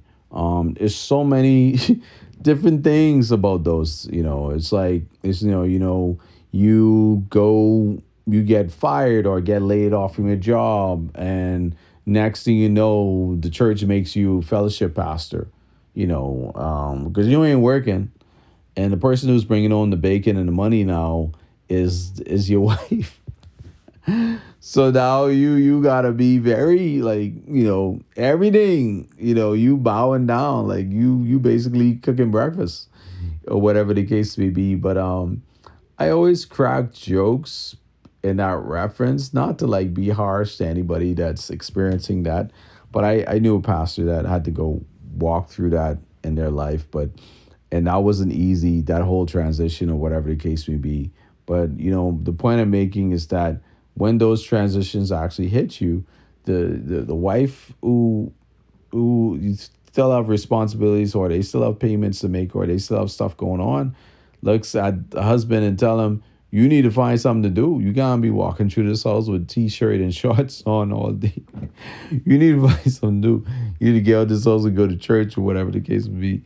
And so the ministry will be like, well, we have this one person that's available now. Well, we need to go and set them up and make them a pastor, because, whatever. And then that person becomes, in the role that maybe comes with a little bit of salary or something like that, but it's not as advanced or as big as some people would think, or what they would used to take care of a lot of stuff, like, which could be their children's college fees, or whatever the case may be. Because most parents that work in the banking industry, or the brokerage or insurance companies or whatever, who send their kids off to college, most of them, if those kids are not on full scholarship or partial scholarships, their tuition are being paid by their parents, tuition, room and board, stuff like that. And a lot of that is anywhere between, like, you're looking at, if they're not at a community college, their parents are paying anywhere from $200,000 to $300,000 for, in some of these cases. And you usually is they're saying to their kids, you're paying this back. Because their names is also attached to the loan as well. So, so when they get out of school, they got to get a job and go work somewhere. So, like I said, Gen Z and the later millennials, the ones who are like, they just made it into the millennial generation.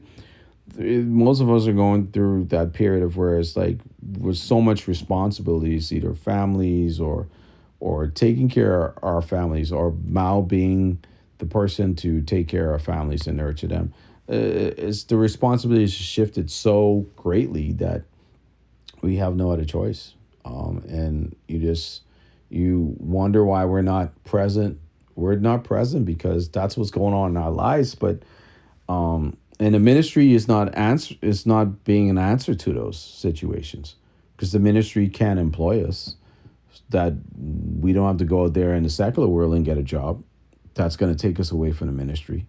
That's going to put us into with people with lifestyles, not for outreach purposes, but lifestyles where it's like we're going to get so used to being around those lifestyles where we think it's okay to say a bad word every now and then and say, well, it's okay because even Kurt Franklin did it or something like that, and we make all these excuses mentally and emotionally, and it's not based upon anything rationally. We just think that it's okay. And then we say this line, we're all human. And I'm like, yeah, we are human. We do have feelings. We do feel things. And we're going to say certain things. So, and then someone will come out of the woodwork, somebody, but King, you're talking about systems that were created that we follow.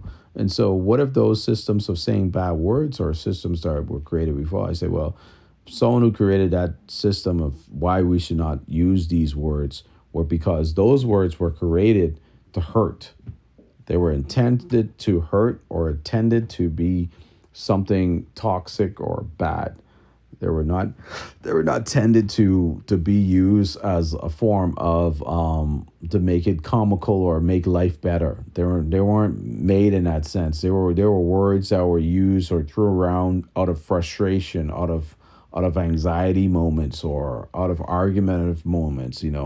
Those came up, and there were sayings from past ways, approaches, or the most or horrible or terrific odors that you can think of, and it went like that. So, but that's why I'm proud of. I felt like the youth leaders department that was mentioned at this national convention. I felt like they rocked that one. I thought that was really awesome because I just saw people who needed a boost of encouragement, and not just like a boost of encouragement just to be like, I encourage you, but I felt like they needed like a proven encouragement to be reminded that they're appreciated. And I thought that was a positive win. Someone like me who just came back into the reconciliation process, who's not been serving the ministry as long as half of these guys who've been in it since the start. Not that I've not been serving in ministry longer than most of them. Um, I'm just talking about the fact that it's not about number of years or whatever. I think it's like you need to appreciate faithfulness, but also what appreciation of faithfulness means that we need to figure out a way to create a better resource avenue that we can actually take care of those that are serving. And I say that because um, the jobs we do in life, we take those jobs in life because we go to school and we end up becoming these things. But we take those jobs in life because we're good, or someone saw some good promise or whatever the case may be, and they saw that we are good with teaching, or we're good with our skills, we're good with talking to people, or getting people to calm down or come out of a situation.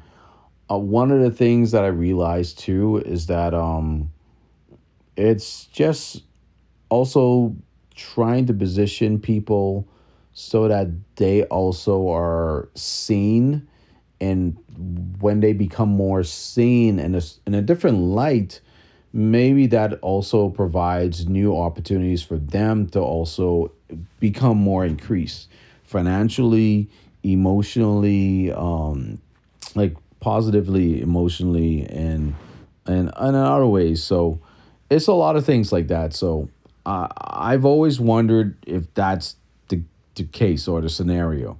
But that's my passion. My number one passion is to care for people in that regard, and to be there for people in that regard, and to stick it out for them in that regard.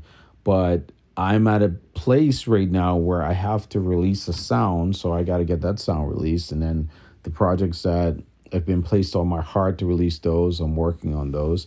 And so sometimes that would make the organizations that are doing works around what's going on here, who are not privy to what's going on in my personal life and here, feel as if they're being left out, or they're trying to include you into a picture, but you're not showing as if like you care about what they're trying to do or achieve. And it's not like that for me at all, and I'm sure it's not like that for a lot of people. I think it's just the fact that we all have busy lives, and I think the millennial generation right now, we're the generation that's basically gonna run everything, except for us and Gen Z, pretty much. We're the ones that are stepping up to the plate and position ourselves in a lot of, and then you have, Generation Alpha that are also doing some things as well. But the point I'm making is just that it's just a lot of stuff that, um, there's a lot of stuff where you do have to humble yourself in regard to. But there's also a lot of stuff where people who have been working, who've been trying to push, and they've been in it from the start, and they've been going, especially those ones who started back up from COVID, especially the ones who had great losses during COVID. Like, they're the ones that kept the ministry alive when no one even cared to show up. They're the ones who kept doing the workshops when no one cared to pay the fees. They're the ones who kept doing the lectures when no one would volunteer to help out, or even when the people who are financially set in life um, would donate food like once a year, or they would um, advise their company on ways of spending 70 grand for a membership at the Albany Golf Club, for multiple individuals, but they wouldn't figure out a way to advise their company, be like, hey, you know what? This church could really use this right now. That 70 grand a year that we use here, or whatever the case may be. And I know you don't want to be attached to, a church or a political, whatever, or to have those kind of influence or whatever, to be impartial. But it's saying, just come from that place and be like, hey, look, this musician is really vital for this church, and he could probably use that. We could give him a salary of 40K a year or whatever the case may be, and allow the differentiation of that 30 that he needs to pour back into the youths, the music ministry and equipment or whatever the case may be. People be like, why is it so expensive? It's expensive because he can do now with 70K, he can invite an artist down and make 100K a year. He can make $1 million a year with throwing events that are conducive to effectively helping the church grow. And a lot of people try to think, oh well, but don't you think that's going to be a lot? Because now you got to do this or whatever case may be. Why do you think there's so many artists that stay around even after 40, 30 years? And why do you think people still reach out to those particular artists? Because those are the artists that people still want to see.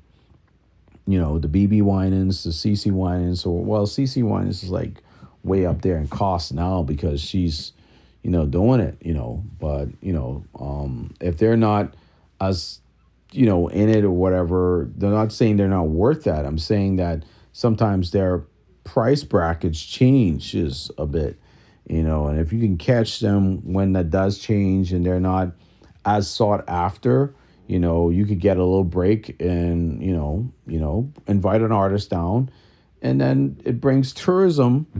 It brings business to the hotel industry. It also makes the country looks good, and then also allows the government, if the government is trying to develop relationships with the international community on a different way, now it allows them an opportunity to try to bond with a relationship, and now it gives you even more of a promoter background, but like not a promoter of just music, but now a promoter of faith and a promoter of people, a promoter of someone who cares about people. And then out of that, you still gotta have somebody with the stage. So you still gotta have somebody who puts up a stage. You still gotta have the equipment, and then you can't do it yourself. So you still need people, right? So that's people being employed.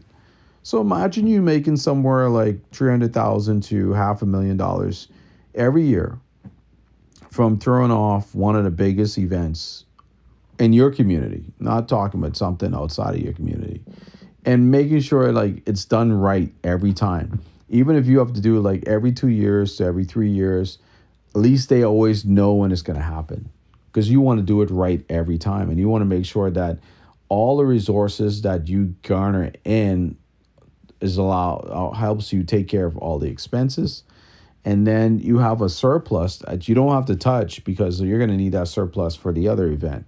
But then you have your expenses that should have covered your salary, should have covered other departments, funding other departments, and going from there. And so the concept of everything that was discussed, the beauty of everything that was discussed, National Convention, the presentations were all beautiful. They were all beautiful. The persons, I mean, I don't know all of the pastors, and stuff like that, so I'm not going to speak to that. But I was proud to know that some people were going back home to, to be in their ministries and to bring comfort to those ministries and stuff like that, because this is a lot of unique homes, in the Bahamas when it comes to churches. And so people love to see who they see and love who they love, but sometimes you would say one day that, I might never, whatever. And they'll be like, whatever. And I cracked the joke. I say, why? I say, guess I'll never be a bishop in this church, because I've been divorced before. And so I was like, well, but then, I just don't know. I don't really know what God's plans are with that when it comes to doing ministry and faithfulness. But all I know, I don't even know why I said that, because it wasn't like I would ever look for something like that.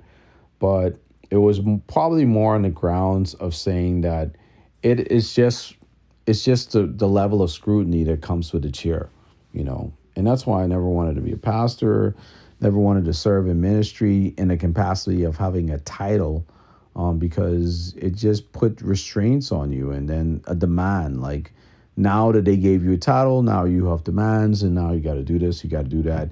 And before then, you were free. You could have sat at home when you needed your rest and not show up on a Sunday, and they couldn't say nothing.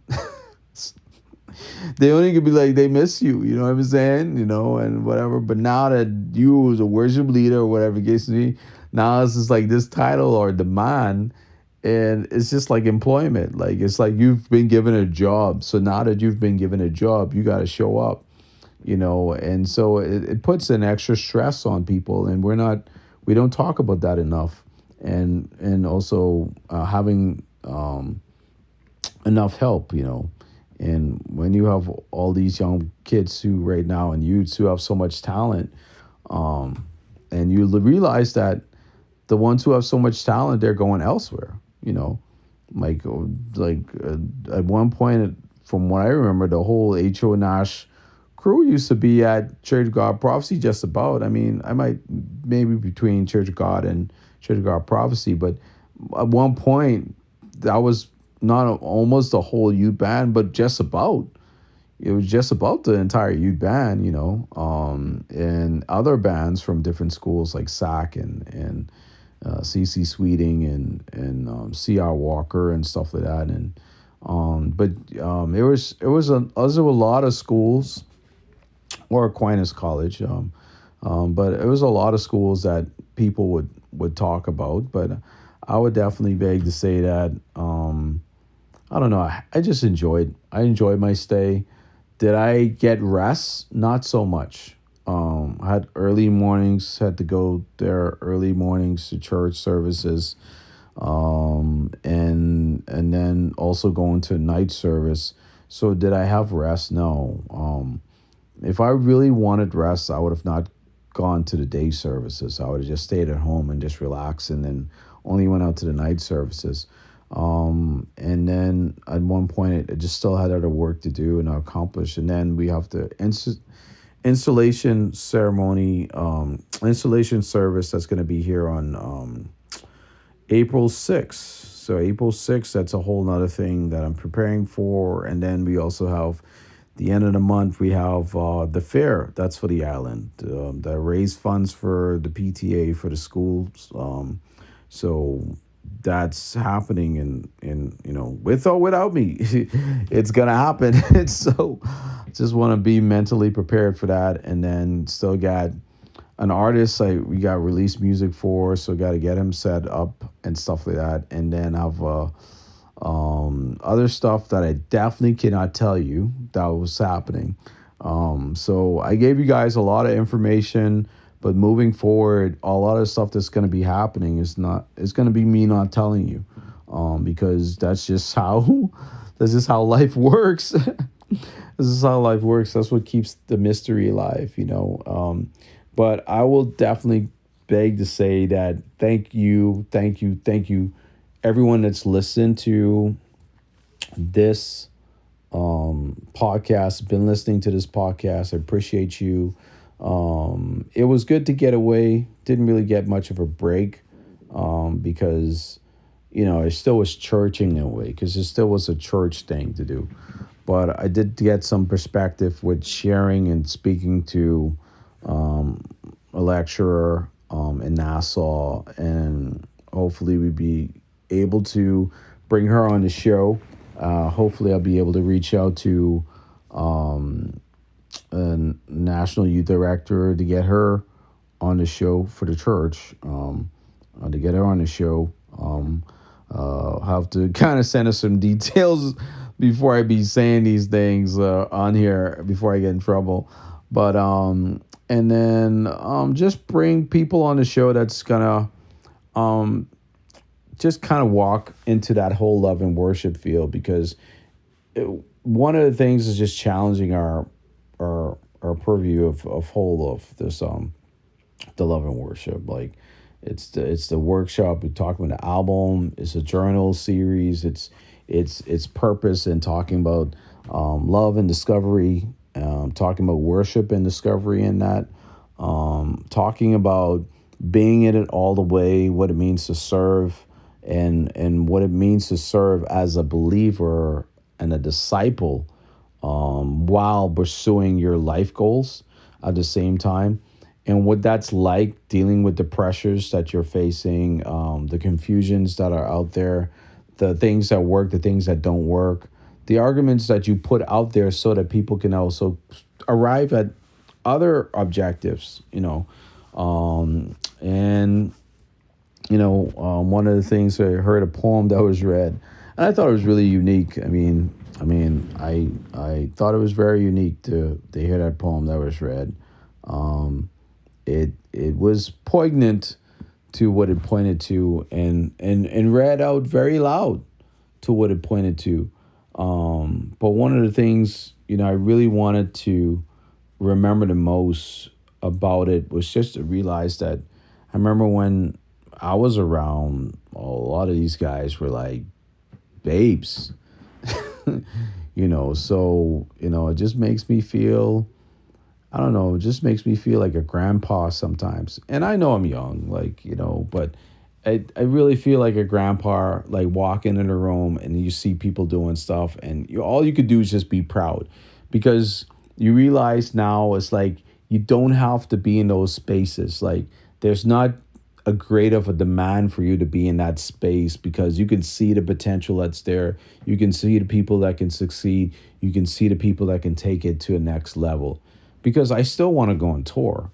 I still want to be able to go on the road and tour and do music professionally full time. That's still my desire. But ultimately, I'm making plans. My plans are very plain, very specified. I have objective goals in front of me. I know what's happening. I'm making sure that my vision aligns with being a disciple, being a child of God, being in His likeness, and so in that sense, I take the approach that I have faith and I believe that whatever my hands touch, whatever I do will succeed. And so with me taking that approach, outside of listening to the Deion Sanders motivationals, or Ray Lewis motivational, or sometimes listening to some music from my favorite artists that are worship leaders, or listening to Lecrae's tell his personal testimony that brought me to tears, or listening to Tadashi share his testimony and talking about what he had to deal with and how he walked through life. And a lot of people just I don't know if a lot of people are considerate to what's happening around the world right now. What's happening around the world that I see, it's like some generations are shifting from millennial or older millennial to Gen Z. Others are shifting from baby boomers to alpha.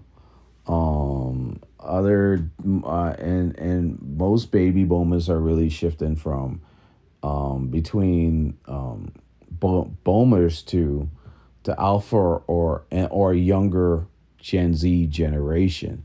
And so the millennials are intertwined into the mix somehow, but more as guardians and as a guidance to this generation, and also as the gatekeepers or the protectors, and the ones that will create the devices that protect all the nations around the globe. And for some odd reason, every time I look at it, I keep on seeing that our generation is the one that is going to do it, because we're not only going to lead the way, we're going to be the ones to really safeguard a lot of stuff, and the ones that will put things into place that protect Alpha from destroying the whole globe, or as well as Gen Z from just accepting that it's over and not pursuing it or pushing forward or having faith to push past those boundaries. So I think that's the fight that we're in right now. And there's a big confusion on that, because for some that's a speculation, and For others, it could be argued that it's factual. For me, it's more a spiritual outlook from where I'm sitting at, where I'm standing at in my experience. I've seen more millennials cut down out from their purpose by baby boomers, by um, yeah, by mainly baby boomers and or the older generation of the that came before us. And I realized that those generations were the ones that not didn't mess it up for the millennials. They're the ones that were trying to do it. And when the millennials came along, we knew what wasn't working, what wasn't appealing to us, what wasn't making sense to us. And so we just started creating those spaces. And now most of the spaces that exist around the world are the most successful spaces around the world have been created by millennials and also some persons that are beyond before us. And then baby boomers are profiting from those spaces that we've created because they're the ones that own those spaces.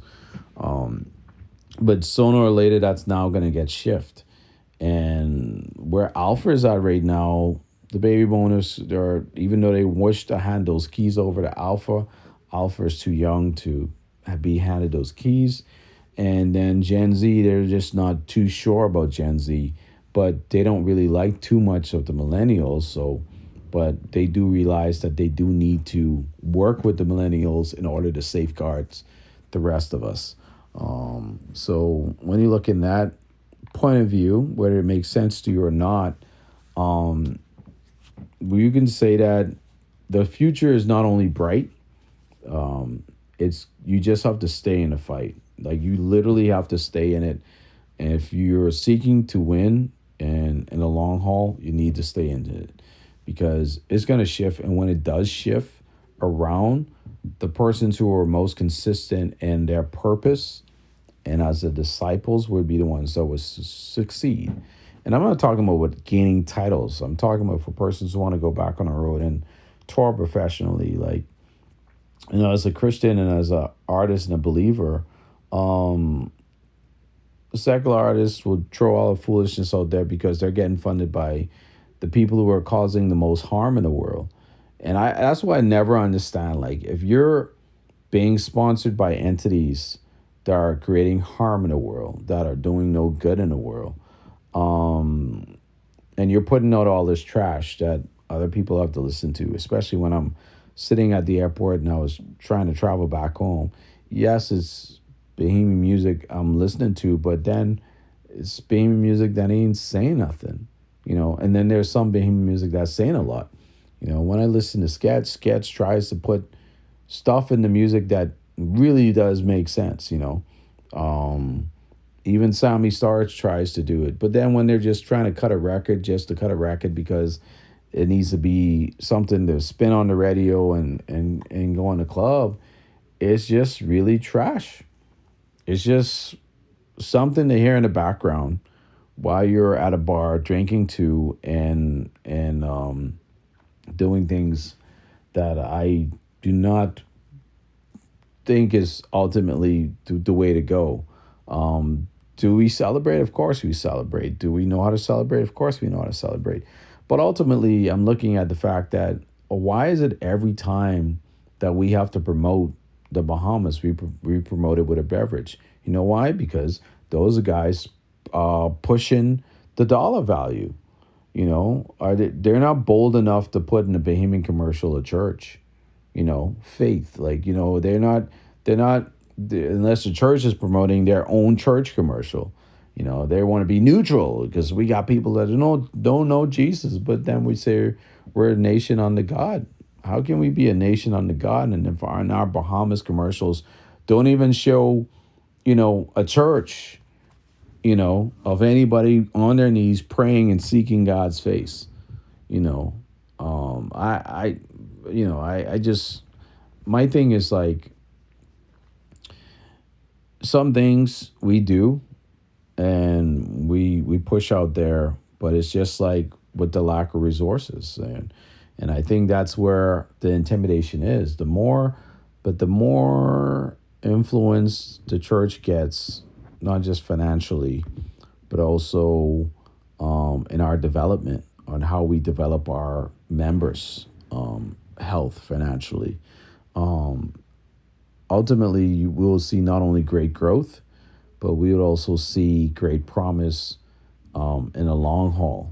It would not be whereas we feel as if like we pour in all this money and nothing, there are no results. No, it literally would be we would see the results because the resources would be there, which means that you will have healthy members and members who need medical and need other stuff, need insurance, medical insurance and stuff. They will get it. So, so yeah, you just have to be conscious of that kind of stuff and just thank God and worship God and praise God and for everything that He's done. But God is good, you know. God is not only good, He's able. He's able to keep us.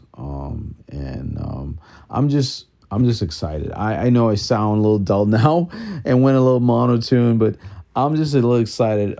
Just the fact that it's been more than 10 years for me, or at least 10 years for me, being at a, well, it's definitely more than 10 years, being at a convention and staying through a convention, and feeling like home, like literally feeling at home, feeling the excitement, feeling no pressure on having to be up on stage to play a keyboard or play an instrument, being able to sit in a pew and just receive, you know. Couldn't receive all of it all the time, but receive the parts that were meant for me to receive well. And like I said, I'm not going to talk to the church song or the song that was written for the church or whatever the case may be. Like, my opinions about that will remain between me and my family and or me and God. Because I don't want to get in that because it just gets weird. And if people don't respect you at that level as a writer or as an artist or as a contributor to music in the Bahamas and also internationally, then you just gotta let it go, let that one go. But you can't force me to like something that I don't like, or force me to accept something that has discrepancies that I see. As a writer and someone who writes music all the time, you know, and has written no more than 1,000 songs. So I think when you get to that point where you're not open to it, even like I think at the stage where it's still young right now, they could probably still revamp that a little bit more. But I think it was too rushed to introduce that the way it was. It was just too rushed, and probably need maybe another 2 months or so, for other writers to hear it first. Like it needed to be showcased to other writers that are professional writers, not people who just who relate or connect with the that senior audience. You know, I think you're missing it if you write a song and you're a senior, you know, to me, and you wrote that song and you're writing that for your audience, that means in the next 2 years, 5 years, or whatever the case may be, another one is going to be written for my audience. But if you're writing it for all people and really, really thinking this really, really, really, really true, it would connect to everyone in the room. You know, it wouldn't just be some anthem that we sing, because we shouldn't be doing that, because that has nothing to do with God when it's an anthem. It has more to do with us. It has more to do with how it makes us feel and how we relate to it. And it reminds me of a song that that was written, and I composed the piano for it. Like I played the piano for it and rearranged it. We had to rearrange it and rewrote it. Original song, at BFM, and I'm not sure if Dr. Munro wrote it or Minister, but I know it's like rearranged, and I, played the keys for that, and we performed that a few times. But I remember when playing the keys for that and arranging that, and one of the things I was making sure with the song was that the lyrics really needed to point to God. Like we ultimately pointed to God. It wasn't like some sort of anthem or something we were doing that was in focus. And when I realized that it was not focused, I was like, we need to really focus it. And when I added my portion to the song, from my perspective as a person who plays the song and whatever, it made it. It made it what it was, and it dynamically shifted it into something beautiful. And it took all of us to make that happen. Do I receive royalties or from that? I've yet to receive a royalty from that or a payment from that. As somebody who helped with the composition, but I will definitely beg to say that um, where where you have to be thankful and you have to be grateful for God for. You have to be grateful for God for just the fact that He puts you in a room to experience these things so that you know what it ought to be when it's done any other way. And so I just saw it as it was just like more of that song anthem thing was more of a homage. I didn't really see it more than anything else other than that. But like I said, it didn't take away from my experience. My worship team wasn't really there, so a lot of stuff that I didn't see is like that some things were actually happening on stage.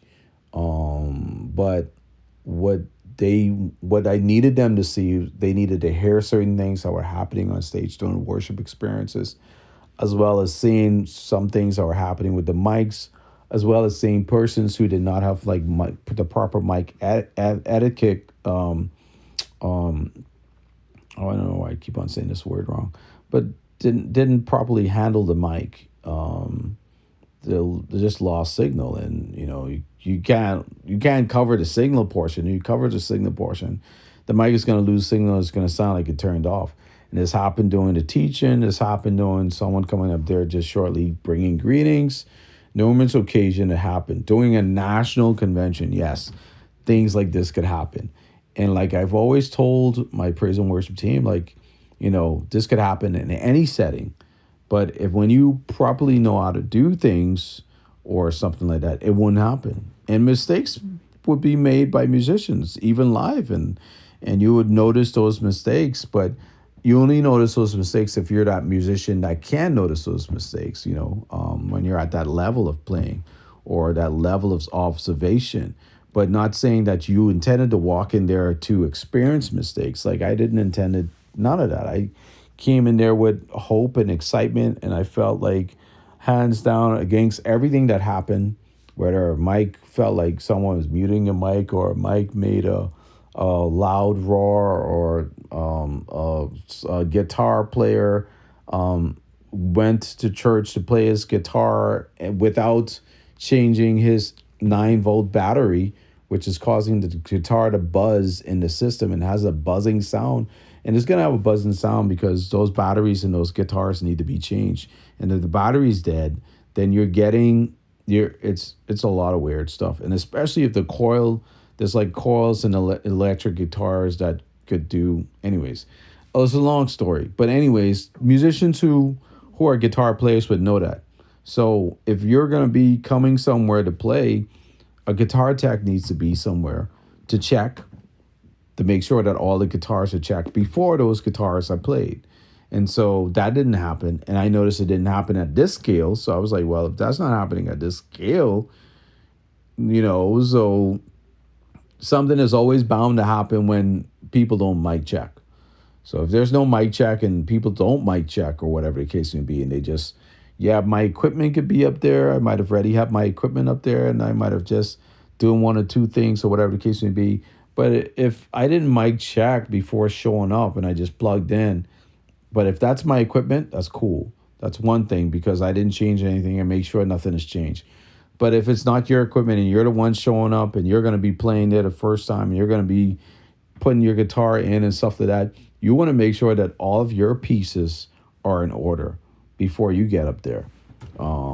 Because, the best thing they could have done was just put his guitar through an amp. But then sometimes, like I said, it's the battery. If that 9 volt is dead, or there's a ground issue on the 9 volt that's connected in the guitar itself that most people would not be aware of, like, it's just going to be extremely bad. And that's just how it is. But I loved it. Those things did not distract me from enjoying the national convention. It was good. I saw people I haven't seen in 20 years. I saw people I haven't seen in 15 years. I saw people I haven't seen in 10 years. I saw people I haven't seen in 25 years, or more. I saw people I haven't seen in 27 years. So I just love the fact that God has been so good that, I'm able to see. And I saw oh my goodness, I saw someone from CC Sweden Jr., teacher, loving, oh my gosh, Miss Woodside. Oh my goodness. Whew. God is good.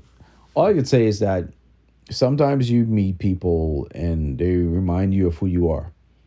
And she always say that I would do something great someday. And I remember when I left from CC Sweeting, my life started to change spiritually, and the growth.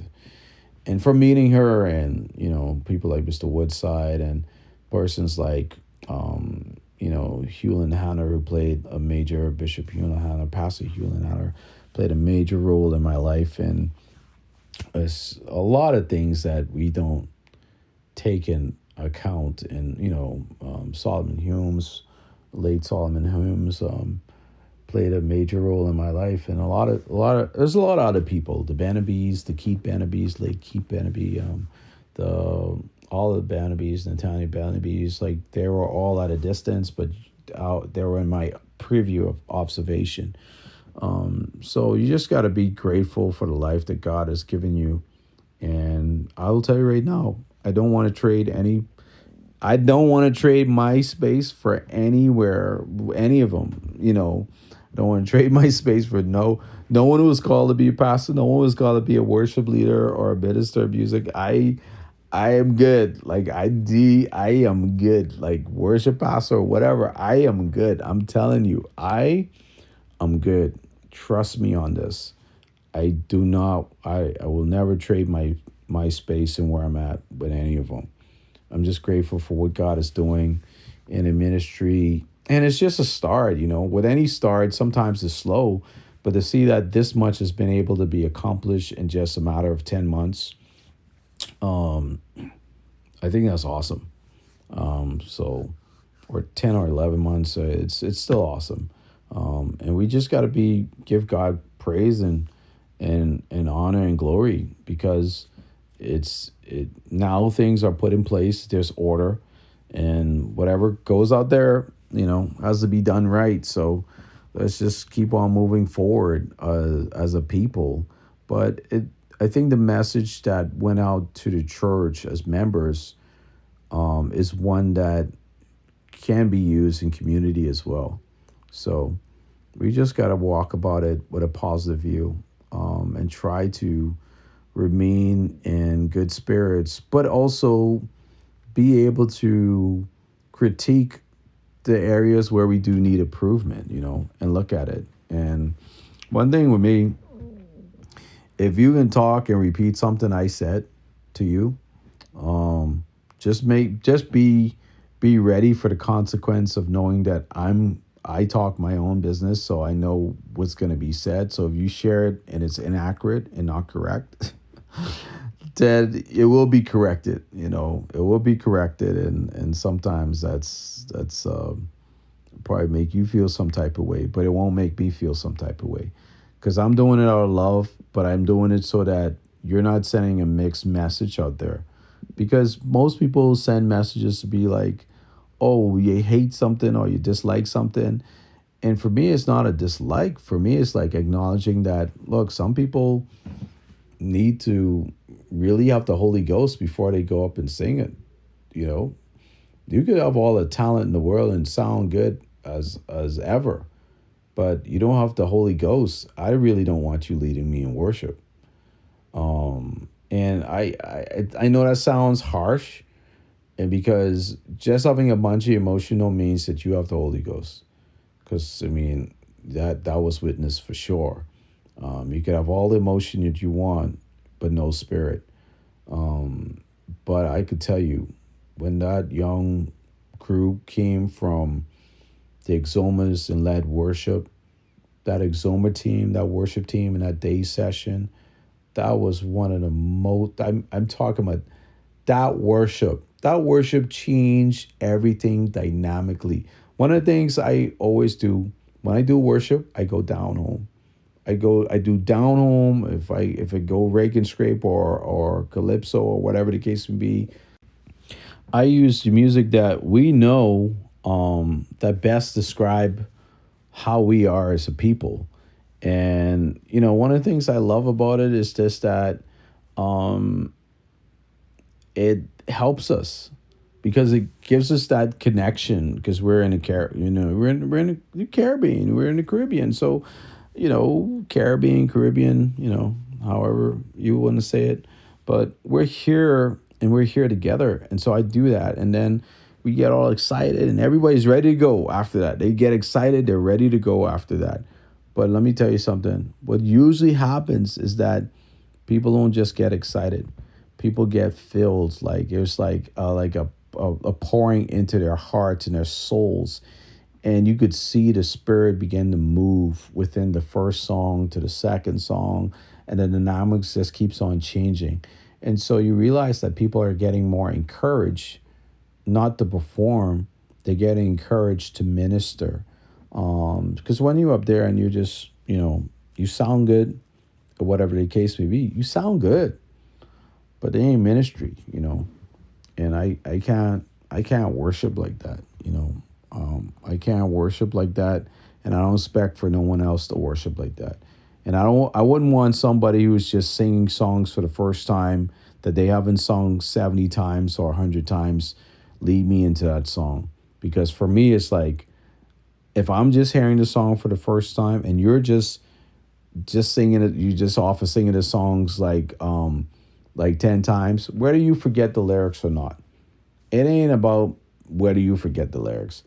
It's about what the Spirit wants you to do. Like, just don't sing, maybe just go to the chorus. Sing the chorus first before you get to the verse, because it could be you distracting you based upon your nervousness. But in that space, just go beyond yourself and just go with what you know in the song. Because why are you singing all these lyrics and these lines as if like you got time to be doing all that? You don't got time to be doing all that. Because if people are already in and they're already on the outside of the veil and they just need to go in, you trying to stay to the program, then shift into what the Lord wants from you at that time is what's happening in that moment. And that's where the confusion usually happens. So people always wonder, boy, why Kingsley is always get these songs. He's always able to go straight to these songs. Because one of the things I always commit to is whatever the Lord is going to lead me in to sing, I'm going to sing it. Regardless of what's up on those screens. Because at the end of the day, I know for sure it's about ministry and moving into a higher level and setting up so that the word, when it comes forward, is not only going to be well received, but people will be at a better place. Like if someone is there really going through and they need a really good release, I think the worship ought to do that. And if the worship gets them only so far, then the word needs to bring them out of that, where they could find that release in the word of the Lord. But if the worship is what was needed for that day, the worship needs to do that so dynamically that the word, when it comes forward, the word only complements what the worship would have already brought. So, well, I mean, anyways, but like I said, none of that took away from my experience, and it was beautiful. I really loved it all, and I just was really happy to see the people serving, some of the people who haven't served in a long time, and then I also know that some people still have their feelings about whatever they have their feelings about. So you just gotta leave it alone, man. You know, people can have their feelings about whatever they have their feelings about, and you just gotta leave it alone. So, um, I, I,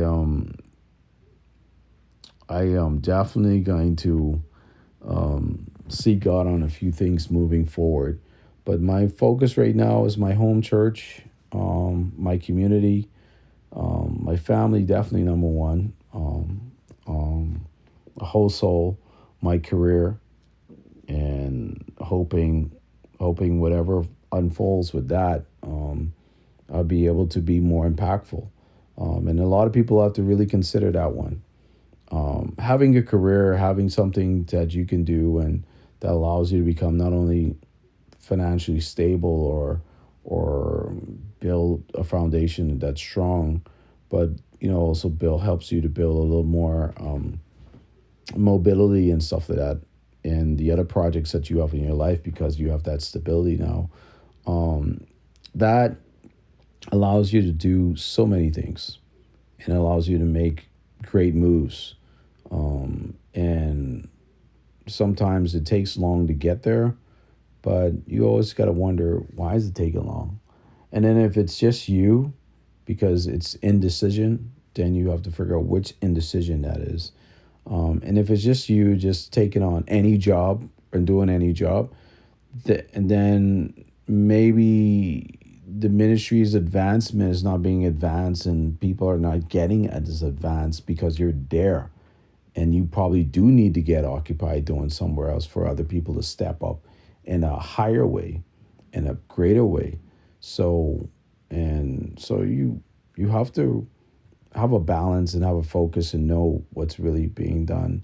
And so take those sort of week, I took some time off to reflect on that and trying to see whether or not, if my presence is a stumbling block in some cases, to there being another keyboard player, there being another drummer, there being another engineer, visual, audio engineer, or another worship leader, other stuff like that. So there's so much perspective there. So we're just putting it forward and trusting the Lord and just believing God that whatever He sets forward is what we're going to be. And that's how I look at it. So I'm gonna leave it just like that. That God will set forward whatever He wants to see happen in His body, in His church. So blessings to you all. Thanks for listening to this podcast. I did say I was hoping to get some more persons to come on, but I'm working that out. And once I have those dates, I will probably try to create a new page somewhere. I don't know if we're on Instagram or some other social media platform, or I might just post it up on my side. But I probably do need to create another page entirely for that, so that I could just share the podcast on there, and then people could always find the podcast on my YouTube page. But it does have its own separate playlist on the YouTube page. So, and if anybody's asking why I sound tired, I am still tired because I just was going and still haven't fully rested from being back home yet. But I'm looking forward to, hearing about some comments and stuff like that and knowing some things. But I'm just looking forward to just being super excited about just excited about what's happening in life and what's going on.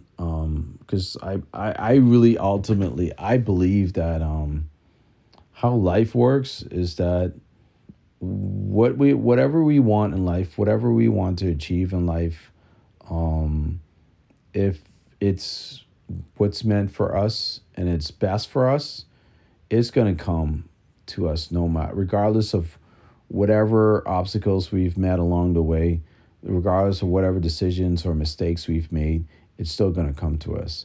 And I always use this as a example. If a man on death row that was sentenced to death row could turn his life around, come into the faith, and end up not just going into the faith, but having his sentence not only reduced, and not only just reduced, but also just getting out and being able to graduate with a doctorate out of prison, and also being able to become a lecturer at Harvard University, it will definitely beg to say that there's not a limit to grace. There's not a limit to what we're capable of doing.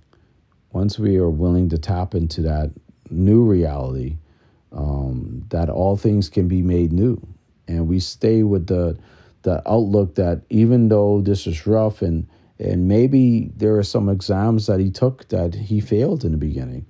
Maybe there were things that he couldn't understand in the beginning that didn't work out, and then he just was able to understand those things.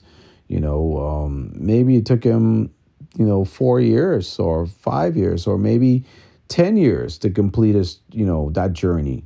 But what I'm saying is that ultimately, whether it took it that long, he never gave up and he pursued it until he got to where he got.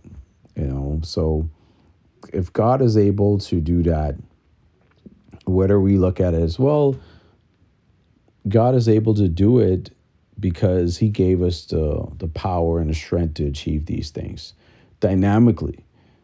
So we always try to belittle the gifts, things, and the resolve that we have in him, because we're always, by extension, putting it into the wood or the shoes or the dress or the laptop or the phone or the microwave or the food, but we're not willing to put it in us and what's in us. And why? Because it's in us. That means that everything we touch can be made new, because the power source, it flows through us, and it flows through us, throws throughout the entire world. And someone's like, well, God is everywhere. I say, yeah, well, he is everywhere, but some people try to put God in the chairs. You know what I'm saying? He's in the chair. He's in the fan. And all that stuff. And that's what I'm trying to say. Is like there needs to be a reestablishment on where we view the discipleship process. But it was awesome, and I enjoyed it. I'm looking forward to what God is going to do. And like I said, I don't have the answers. I don't know what all God wants to do, but I just know that he's a faithful God, and he always keeps his promises in his word. And in the book, I go a bit deep with that though. But I would say stay tuned. And until then, you guys, thank you for being a part of the Love and Worship show. This show is a little late this week because I would have started recording this a bit late. So probably won't get released until about, I would say maybe around 8 p.m. or 10 p.m. tonight, maybe it'll drop. So I hope you guys really enjoy it. I hope it doesn't come off as offensive or to seem like it intimidates somebody or anything like that, because it's not targeted. I'm just sharing the truth from my heart. And some people like to come on and do the whole thing where they have the scripts in front of them. So you're thinking you're actually listening to them talk, but 99% of the times it's scripted, and no one really does it unscripted. And most of my podcasts has been done unscripted, and even the ones where I had a little The pointers in front of me, which has only been like two of those times, I've literally, and I kid you not when I say this, I still went into whatever I was going into to explain and talk about some things. And I try not to do too much explaining because you have people who are knowledgeable and they know these things and don't need to be explained to. But with some of the Gen Z generation, I give some background, just to give background. But then other times you don't need to because, it makes people feel as if like you're approaching them as if they're slow or inferior.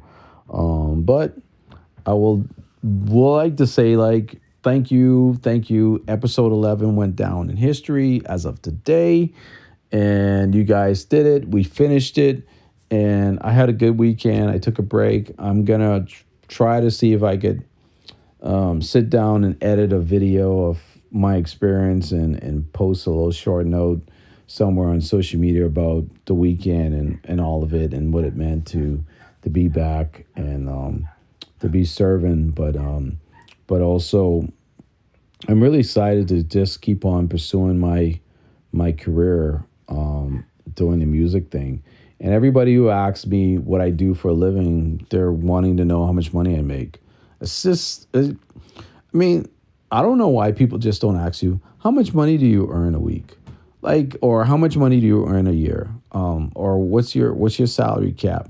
Because ultimately, they just want to know what job you have to determine a bracket of what you earn. And I'm more of a guy that if I'm not working, I'm gonna tell you right now, like I ain't working. But where I'm doing music again and as an entrepreneur and building these businesses from scratch, starting up again, it's that journey. And so people are going to scrutinize it and look at you as like, man, you're that age and you in your full-time career yet and all this other stuff. And I get that. I get that from my family. So, and it's not that I'm okay with getting that from them. I just know that's just how it is in the world. And so, I love music. Somebody probably might hate it or they don't love it to do it professionally. They don't respect it to purchase it respectfully. They don't care about it to learn anything about it. So me talking about music to somebody who doesn't care about it and doesn't want to learn anything about it is futile. So you just got to use a lot of wisdom. And then another thing too, like I remember in the past, some family members I never added on my certain Facebook pages for reasons that they would just talk about things they knew nothing about, or they would just assume things and make comments about things that was so silly and naive without asking me or talking to me about. And I realized that just how they could be just ever so assuming, people in the world can be ever so assuming. And that's just a part of life. So it's sometimes it's a win-win situation. Sometimes it's a win-lose situation. But you have to live your life. You literally have to live your life. Because if you live your life according to what someone has written in a book, and you didn't use it as a guide or just use it as information to be like, well, now I have a little more frame understanding of a few things because this perspective makes sense to me. Now I need to find out how that perspective applied to my life works or doesn't work, or whether I need to apply it to my life, or if I get to a certain stage of my life where that perspective not only makes sense, but now the application that I've arrived at it is working. It's working for me, and so I've proven that it works. Instead of me just applying everything I've read and assuming that it's going to work and it doesn't, like someone saying, oh, well, go pray to prayer and the person will be healed. But what if they don't get healed? Does it mean that I don't love Jesus or I have sin in my life, or does it mean that person has sin in my life? I mean, I can't imagine how that was done to Job. But we're not going to go there. There's a whole nother episode. And hopefully just before I release my book, I will give you guys a glimpse on that. And just one more update and about Jason's project and Dana's project, and then that's it.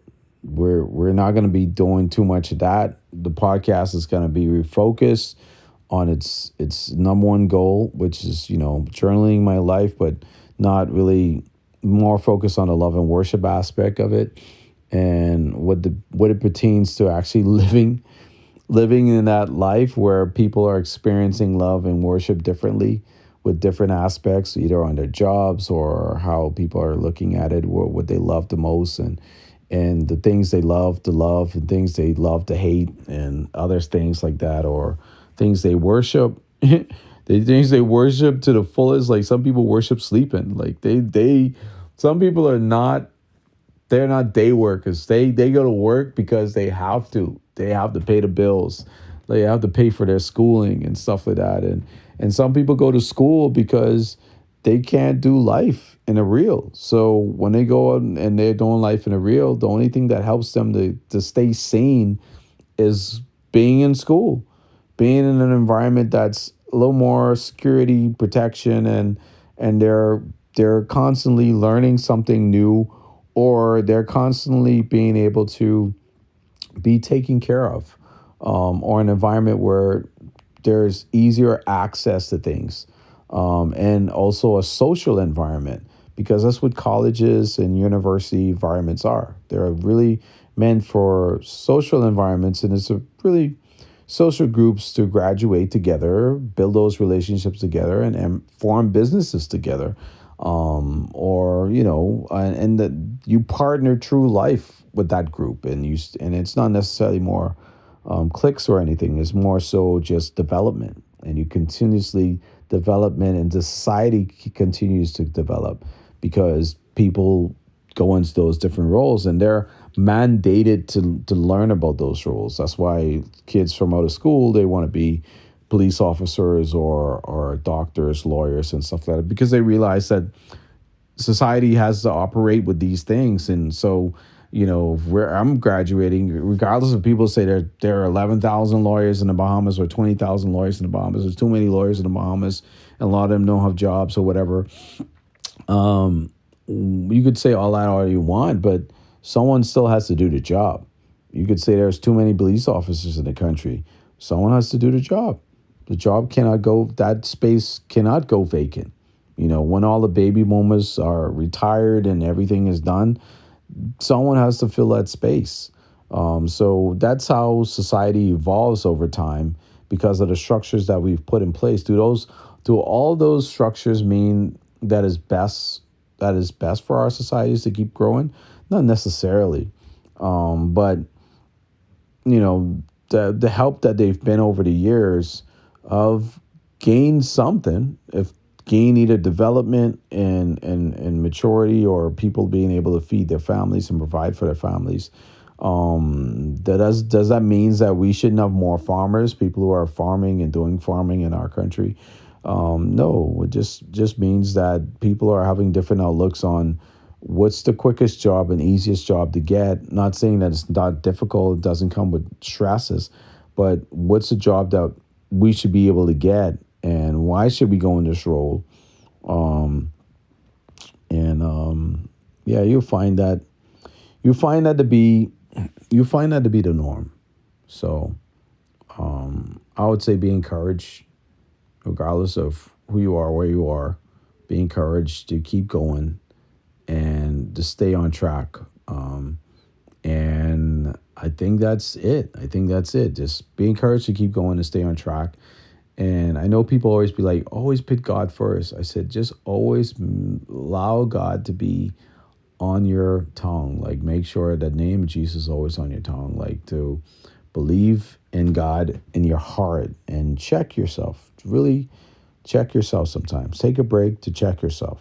Make sure that you're healthy mentally, spiritually, emotionally, and financially, in all those areas.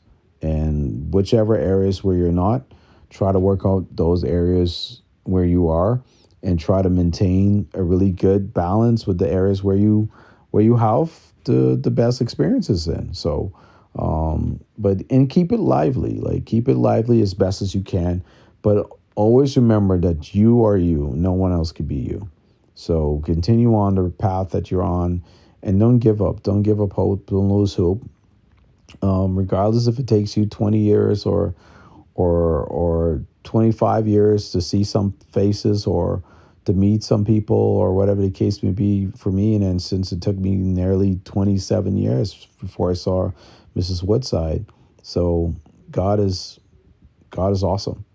And so we just have to trust him and just keep being focused on his purpose and his goodness, and knowing that God can do not only wonders, but he's not able to do it by extension of the wood or what we have in our hands. It starts within us. Until we understand that, then we will really know why it means that he's never left us, and what it means that he's never left us. This has been Love and Worship with yours truly, Kingsley Kase. Thank you for joining me again, and I hope you've really enjoyed this episode. I want to say grace, peace, and love to you all, and I hope you have a great week this week. A lot of positive things happening around the world, but with positivity and energy, the best way to keep it is to make time for fun and positive social activity, without people that are gonna not pull you down. I'm not talking about critiquing now. You need critique in order to improve and get better, but I'm talking about make sure to place yourself in a positive environment that you can continually grow without being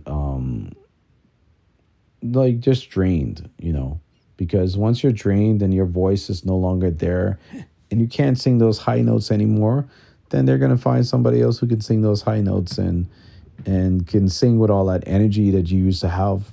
And then you'll be by the wayside. You'll be Mr. Yesterday or Mrs. Yesterday and not Mrs. Today or whatever for them in that perspective. Or you can be you. That's just a transition. It's just something else that's going to go on and amazing. And then you could talk about memories and talk about stories. And then you could coach people on what it means to lose your voice and what it means to gain a new voice. You lost the voice of singing, but you gained the voice of writing. You lost the voice of writing, but you gained the voice of painting. You lost the voice of being a banker, but now you gain the voice of being a lawyer. You lost the voice of being a police officer, but now you've gained the voice of being a pastor. So it's a lot of stuff that where you can gain a voice. So don't give up. Don't give up hope. And always know that God is always with you.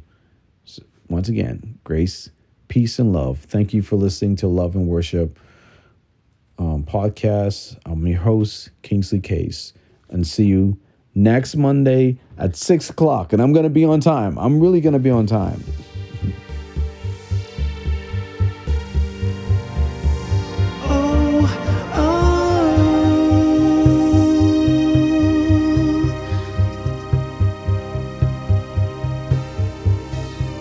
You got the desires. Yes, you got all the ones. But what you do when they're gone? Where do you run from the storm?